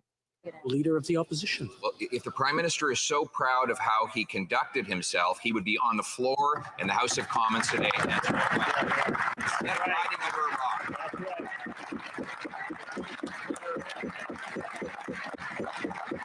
Canadians are sick and tired of a Prime Minister. Honourable members, that the presence in the gallery, all MPs have duties in the chamber and outside. I just want to remind them that referring to their presence or absence is not. So that guy talking right now, that's Anthony, the House Speaker. And Anthony took to Twitter, and he was trying to fall on his sword for Zelensky and for the Prime Minister, Justin Trudeau. He was trying to say, "Hey, it's all on me. It's all on me. I'm going to fall on my sword. It's all on me. I deeply apologize. Nobody knew that he was going to speak. That was my decision." Here we go. Allowed in the rules. The Honourable Opposition Leader, please continue. Mr. Speaker, Canadians are sick and tired of a Prime Minister who never takes responsibilities for the things that happen under his watch, whether it's the record high inflation or interest rates or the doubling of housing costs or the constant international embarrassments. He always finds someone else to throw under the bus. Are you that person? He asked that of Karina, which is the leftist side that was like saying, hey, we just need to move on. And you won't believe this. So Pierre Poilievre, who's the conservative there, he suggested that Karina Gould would be the last member of Trudeau's caucus that he would throw under the bus to atone for his mistakes. Okay, so he says, are you that person who's going to be, taking the shots for Justin Trudeau? Because he's doing this already with the House Speaker. He's going to do it to you. In an Orwellian move, get this, Karina, this woman, attempted to secure the unanimous consent of the House to eradicate all records of the Nazis' presence in Parliament. Gasp. The Speaker's introduction of him, the standing ovation, all of it, the Conservatives, of course, objected to it. And the Conservatives said, look, those who do not learn from history are doomed to repeat it. We're not striking this from the record. We are not trying to eradicate the record of him being honored on our House of Commons floor. We're not doing that because, get this, history is going to repeat itself if we don't learn from it. And how can we learn from it if we just erase it and pretend like it didn't happen? I mean, good on Pierre Poilievre. I love this guy. I love this guy a lot. And he just goes after her. Karina, he's like, look, lady, you are going to be the latest member of Trudeau's little caucus here that he's going to throw under the bus to atone for his mistakes. It's on him. He's the reason why this Nazi was honored and was given a standing ovation by Parliament, all members of Parliament. Truly disgusting. All right, I do have to shift gears. I want to take a quick break. When we come back, I've got to tell you a little bit about Pete Buttigieg dodging the question on if Biden and the Biden administration, if they were caught off guard with this recent migrant surge. I don't think they were caught. It's all planned. Come on now. They're not caught off guard. Everything's going exactly according to plan. I'm back. Pete Buttigieg next.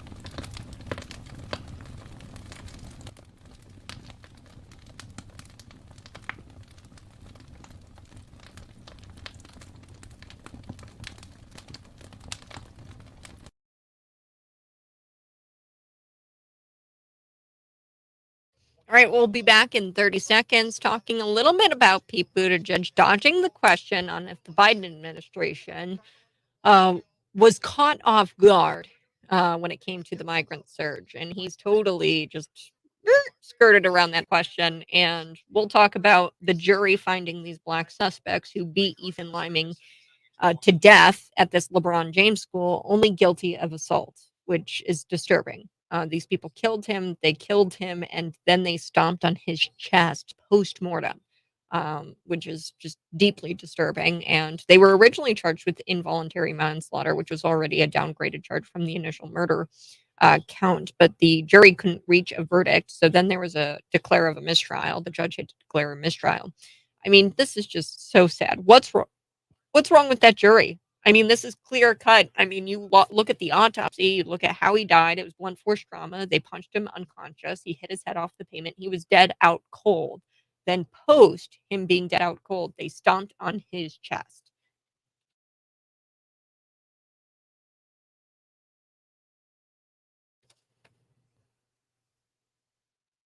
They stomped on his chest post mortem. Yes, he is already out on the ground, cold, dead. Ethan Liming. He died from blunt force trauma. And then these black suspects, who have only been charged with assault now, they took their feet and they stomped on his chest. This happened in Akron, Ohio, back in 2022. I've covered this story from the beginning. And it's one of these stories where I've kept up with it over the year. And it's really, truly sad to see that this is the end result. And I'm going to be sharing that end result with you here in just a couple of minutes. Buttigieg, he's found some spare time from fighting racist bridges here. And he was able to answer questions about the migrant crisis. And he spoke on behalf of the Biden administration when it comes to the migrant crisis. So we're going to be talking a little bit about that. Plus, Donald Trump going after Howard Stern, calling him a broken weirdo who is both unattractive on the inside and outside. So I'm going to get to Donald Trump blasting Howard Stern here in just a minute. Transportation Secretary Pete Buttigieg, he found some spare time from fighting racist bridges to go on Meet the Press, and he danced around an answer when he was asked if Joe Biden and the administration, if they were caught off guard over this recent surge of illegals entering the border. And this is what Kristen Welker, I think is her name. She's on Meet the Press, and she says, "Let me ask you about what we're seeing at the border. Recently, the administration sent 800 active duty troops to the Texas border to deal with the surge of migrants, some record numbers in the past week." Notice how this leftist media hack, and I'm going to break this down for you so that way you can dissect the media and think critically about it. So 800 active duty troops. She talks about the 800 active. So she's already talking about Joe Biden's response to the migrant crisis, to the illegal immigrant crisis. She doesn't mention the numbers of how truly bad the migrant crisis is. If she was an actual journalist, she would provide context. Instead, she gives Pete Buttigieg an out here, and she gives him it on a silver platter. Hey, look at what Joe Biden is doing about the migrant crisis. Look at what Joe Biden has done. It's 800 active duty troops at the Texas border to deal with the illegal immigration. And then she asked the question, was the Biden administration caught off guard by this latest surge in migrants? Here's the exchange. I'm going to share it with you. And as always, I'm live on YouTube, Facebook, Twitter, and Rumble. Go there right now and share this video out with your friends. Let's take a listen here to Pete Buttigieg's response on Meet the Press. Here we go. Well, what you saw was the administration, as always, responding as needed to conditions, being proactive where necessary. Were you caught off guard, though? Look, the president did what needed to be done. And often that involves a rapid response, like the rapid response that this administration directed. Was the Biden administration caught off guard? What? The rapid response? Wait a second. What? A rapid response? I mean, I guess that was quick for a government response. It took 3 years to address this, and you're only addressing it with 800 active duty. So she was a journalist in any kind of way. She would highlight the fact that there's millions of people crossing the border illegally right now, and that 800 active duty troops isn't going to do diddly squat. Pete Buttigieg, he goes on and he goes, look, the president did what needed to be done. And often that involves a rapid response, like the rapid response that this administration directed. But also what we see is a political dynamic where some people seem to prefer that problem continue rather than do something to actually solve it.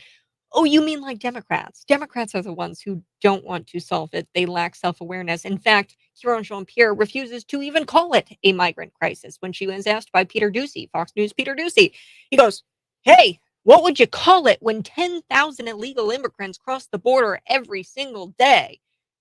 Would you call that a migrant crisis? How about here? I've got the numbers: 2.2 million migrant encounters in just this fiscal year. 230,000, over 230,000 migrant encounters at the southern border just this last month. And then an increase from 204,000 encounters in August of 2022. That's an increase of 204,000 encounters in 2022. So it's just progressively increasing. This year, we're looking at near 240,000 migrant encounters from this time last year.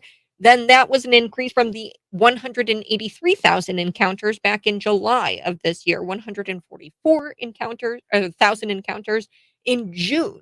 So it's just progressively getting worse and worse. And then here's what really peeves me off. Pete Buttigieg, he goes on and he says, and I have to say, that kind of reminds me of what's going on in the funding fight, where some of the same people are willing to line up and take shots at the administration over something like air travel disruption.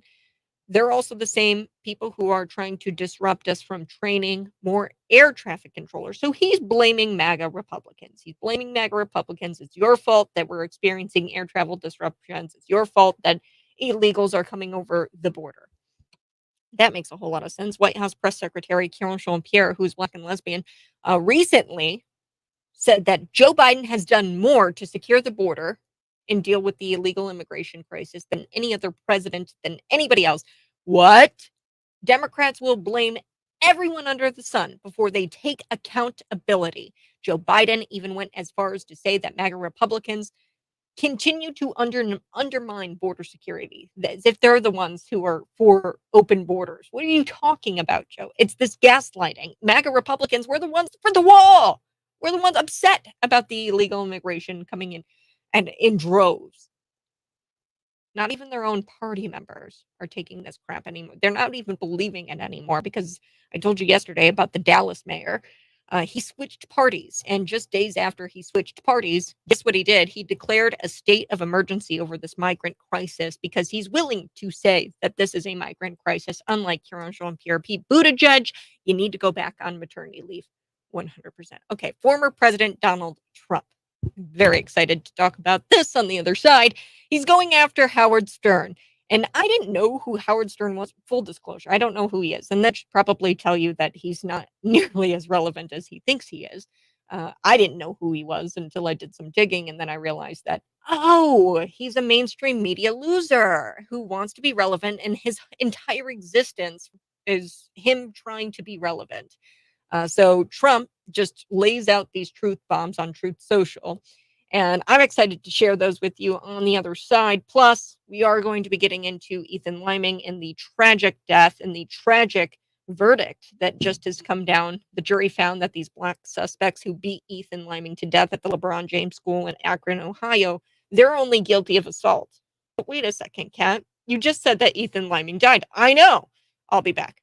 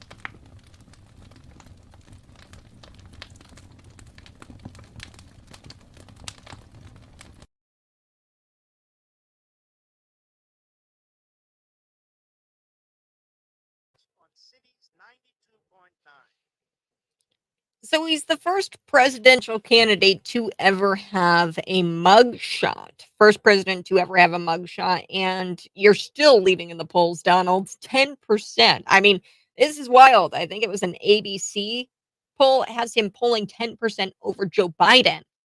I mean, come on. That's incredible. 309-451-9299. You can always text in. And I do like this text, and we're going to read it here. It's there are no more journalists left. It's all state-run media now. We need to get rid of this uniparty or our goose is cooked. Thanks so much for the text. And yes, you're right. There is just statewide media or state media. It's state-run media. And I told you about this woman on Meet the Press, I think it was, and how she was questioning Pete Buttigieg. And the format of her question is it's so clear that they don't give a crap about journalistic ethics. They don't care about the American people. They just care about throwing bones to the administration, the Biden administration. And that's exactly what she did when she says the administration sent 800 active duty troops to the Texas border to deal with the surge of migrants. Notice how she leaves out, she intentionally leaves out, and she goes on and she says some record numbers this past week. Record numbers this past week. She refuses to talk about the actual numbers and to discuss the actual numbers because 800 active duty troops ain't going to do nothing when it comes to the millions and millions of people pouring over our border every single day. Do want to talk about Donald Trump going after Howard Stern because this is really interesting. I know who Howard Stern was. Text in if you listened to Howard Stern back in the day. Apparently, he went over to Sirius XM after he couldn't stay within the confines of the FCC regulations. Former President Donald Trump held nothing back in this verbal massacre, that's what I'll call it, against this pathetic leftist radio host, Howard Stern. So he called him unattractive, broken, and he was unattractive both inside and out. That's what Donald Trump said in this Truth Social post. So there was a recent segment on Sirius XM where I guess Howard Stern does his show. I don't know. I've never listened. And he reaffirmed his wokeness. He says, I'm a woke mother bleeper, and I love it. That's what he said in his segment, which was just distasteful. But in a Truth Social post, here we have Donald Trump saying, the real Howard Stern is weak, pathetic, and a disloyal guy who lost all of his friends and much, lot, folks, of his audience. Until just recently, I haven't heard his name mentioned in years. I did listen to his show many times in the good old days, and then he went woke and nobody cares about him any longer. I don't know what they're paying him, really, but they shouldn't be paying him much. No, not much at all. And he goes, his influence is gone. And without that, he's nothing. He's a broken weirdo, unattractive, both on the inside and outside, trying like hell to be relevant. It's so true.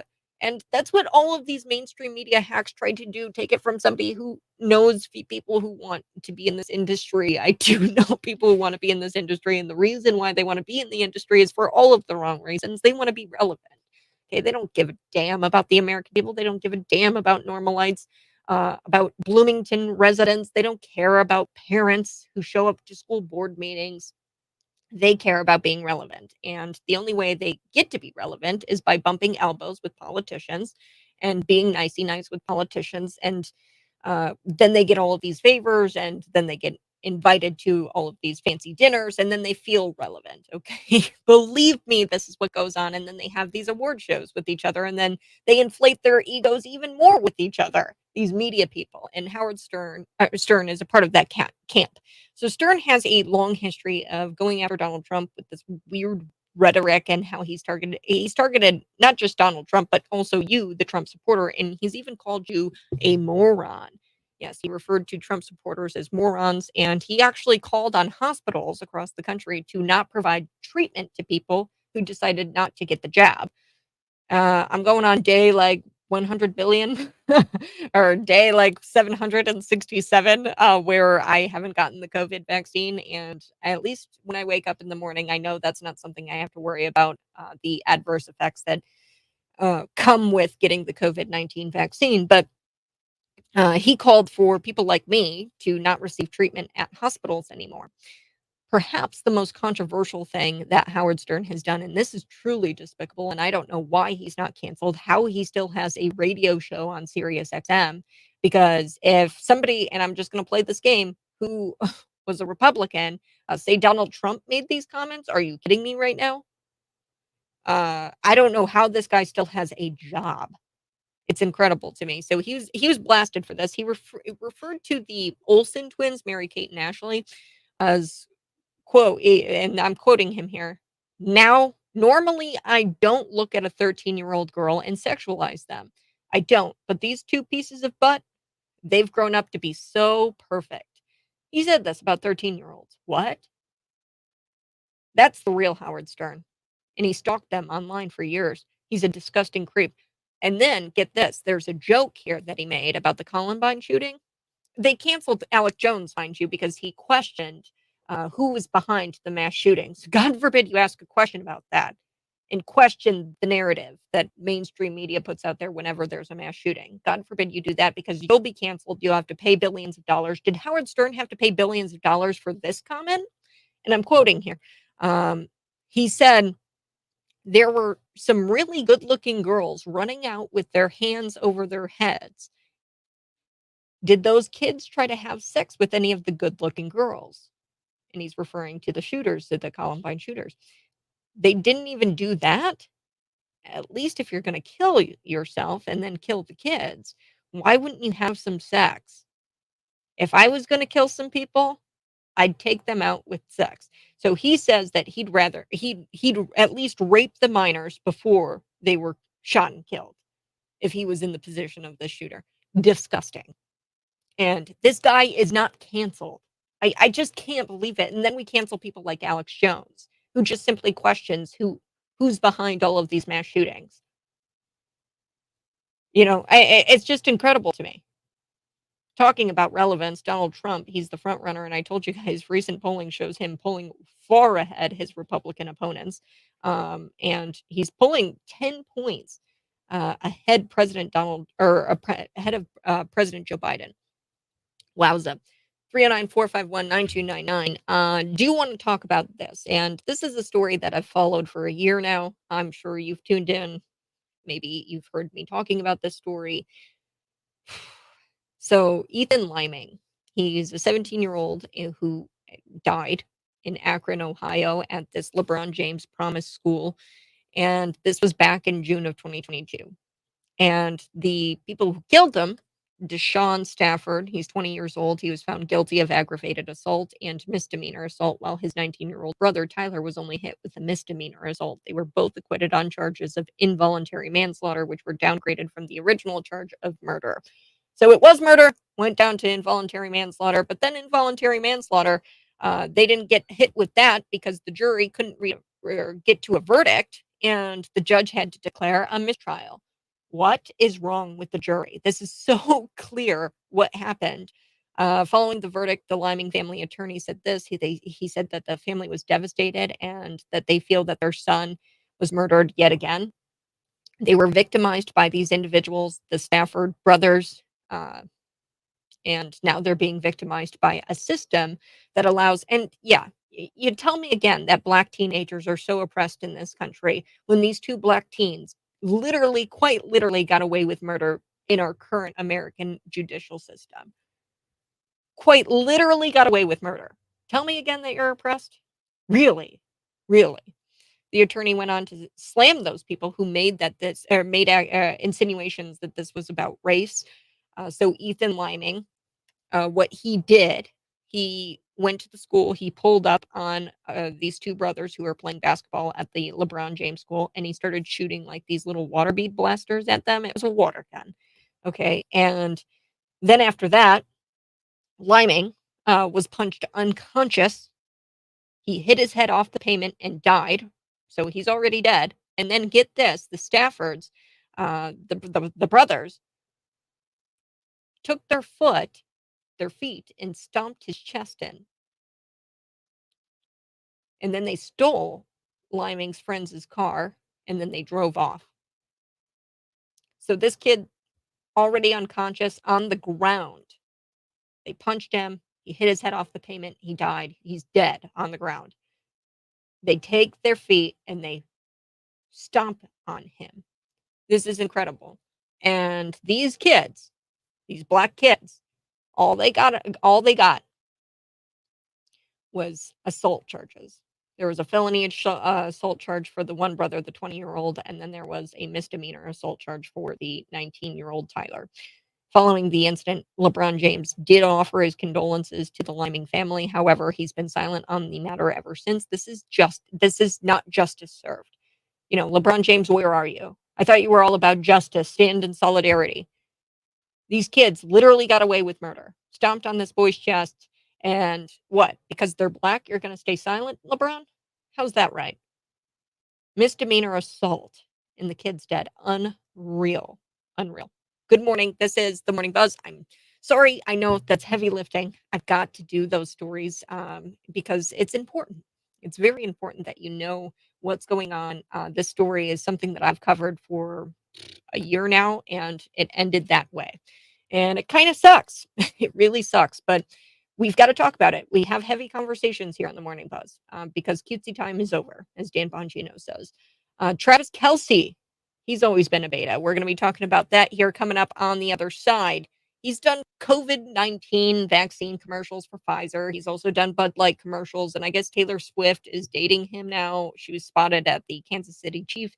And that's like all the buzz. And I'm going to tell you, I don't think that this little relationship that they've got going on is just on the whim. I think that it's planned. Their marketing agents are probably behind it because they want to distract you. They want this celebrity romance. Celebrity romances never go out of style. I'm back next.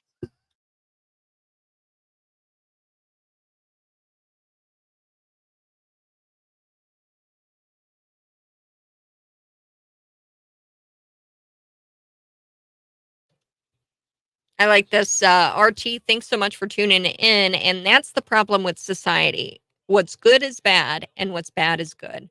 Then boys, those boys should have been charged with murder, grand theft, among other things. And that's the issue with society. There is no excuse whatsoever. What the hell is wrong with the jury?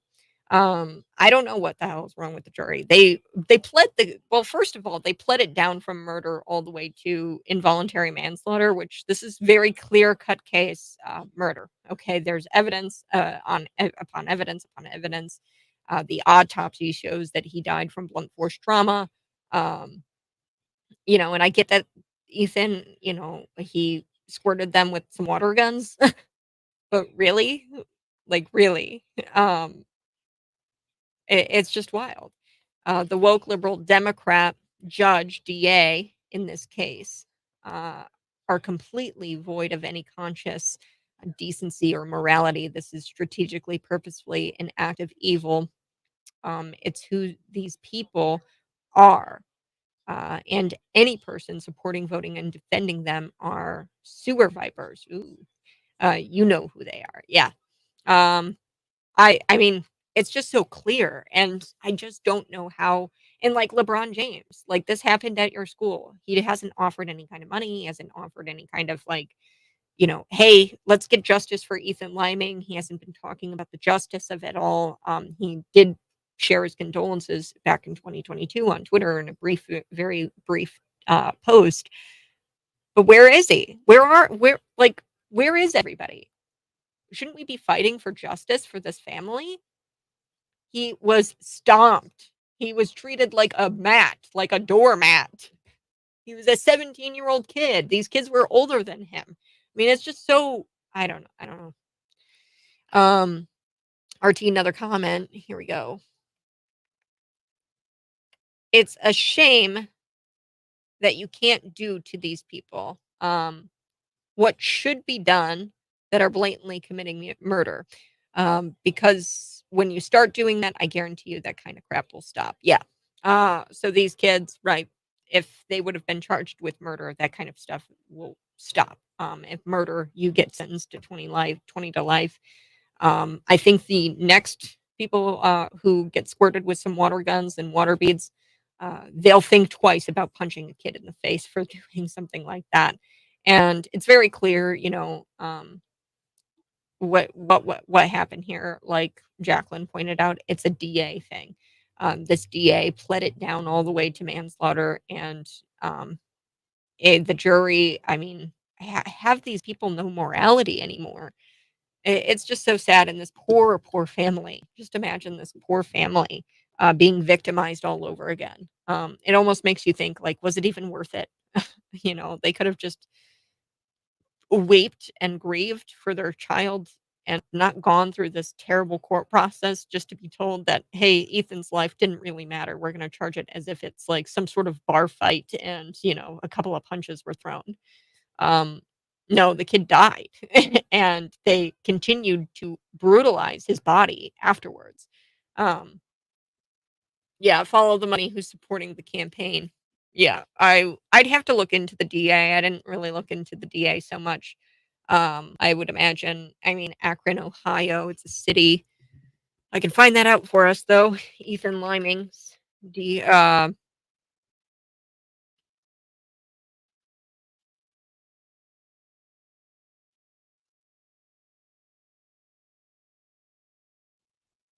like this isn't even mainstream press, which is really amazing. I'm looking for the DA's name. Gotta follow the money.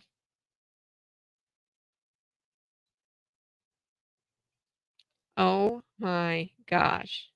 I can't believe this. So I'm looking at pictures of this, the Tyler kid who only got misdemeanor assault, by the way.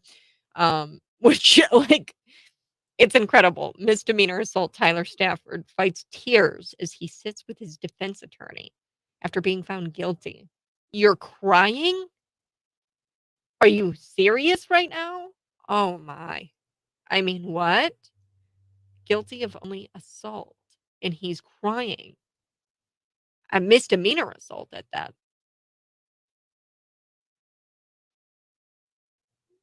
The family attorney now. I'm looking for the prosecutors.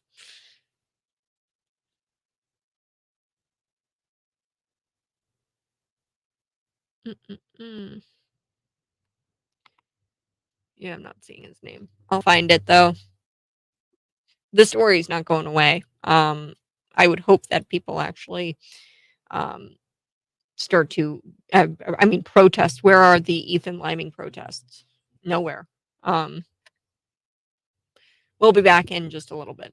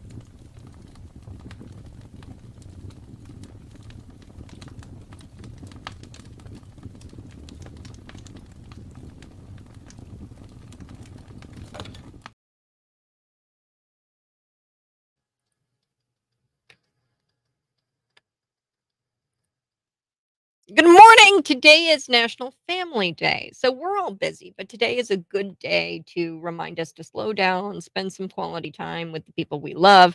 My family, what we did every morning, mornings were very, very important to our family. We would sit down and have breakfast together. That was just something that we did growing up every single morning. It didn't matter what we had going on in the morning. We would all sit there at the breakfast table and we would eat breakfast together. Today is also Johnny Appleseed Day. It's the birthday of the man who made apple trees bloom throughout the country, which is kind of interesting. Johnny Appleseed.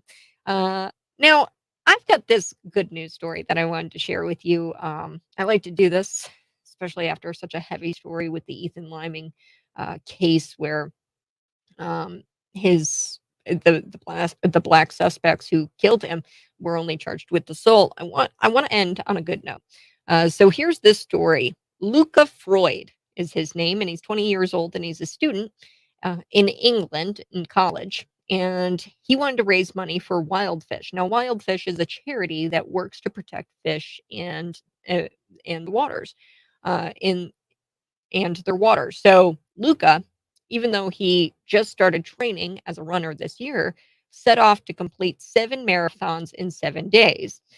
He found a route that would take him from London to Paris. So he battled calf and knee injuries and relentless hot weather as he ran 5 hours each day to complete a 200-mile challenge. Imagine running from London to Paris, 200 miles.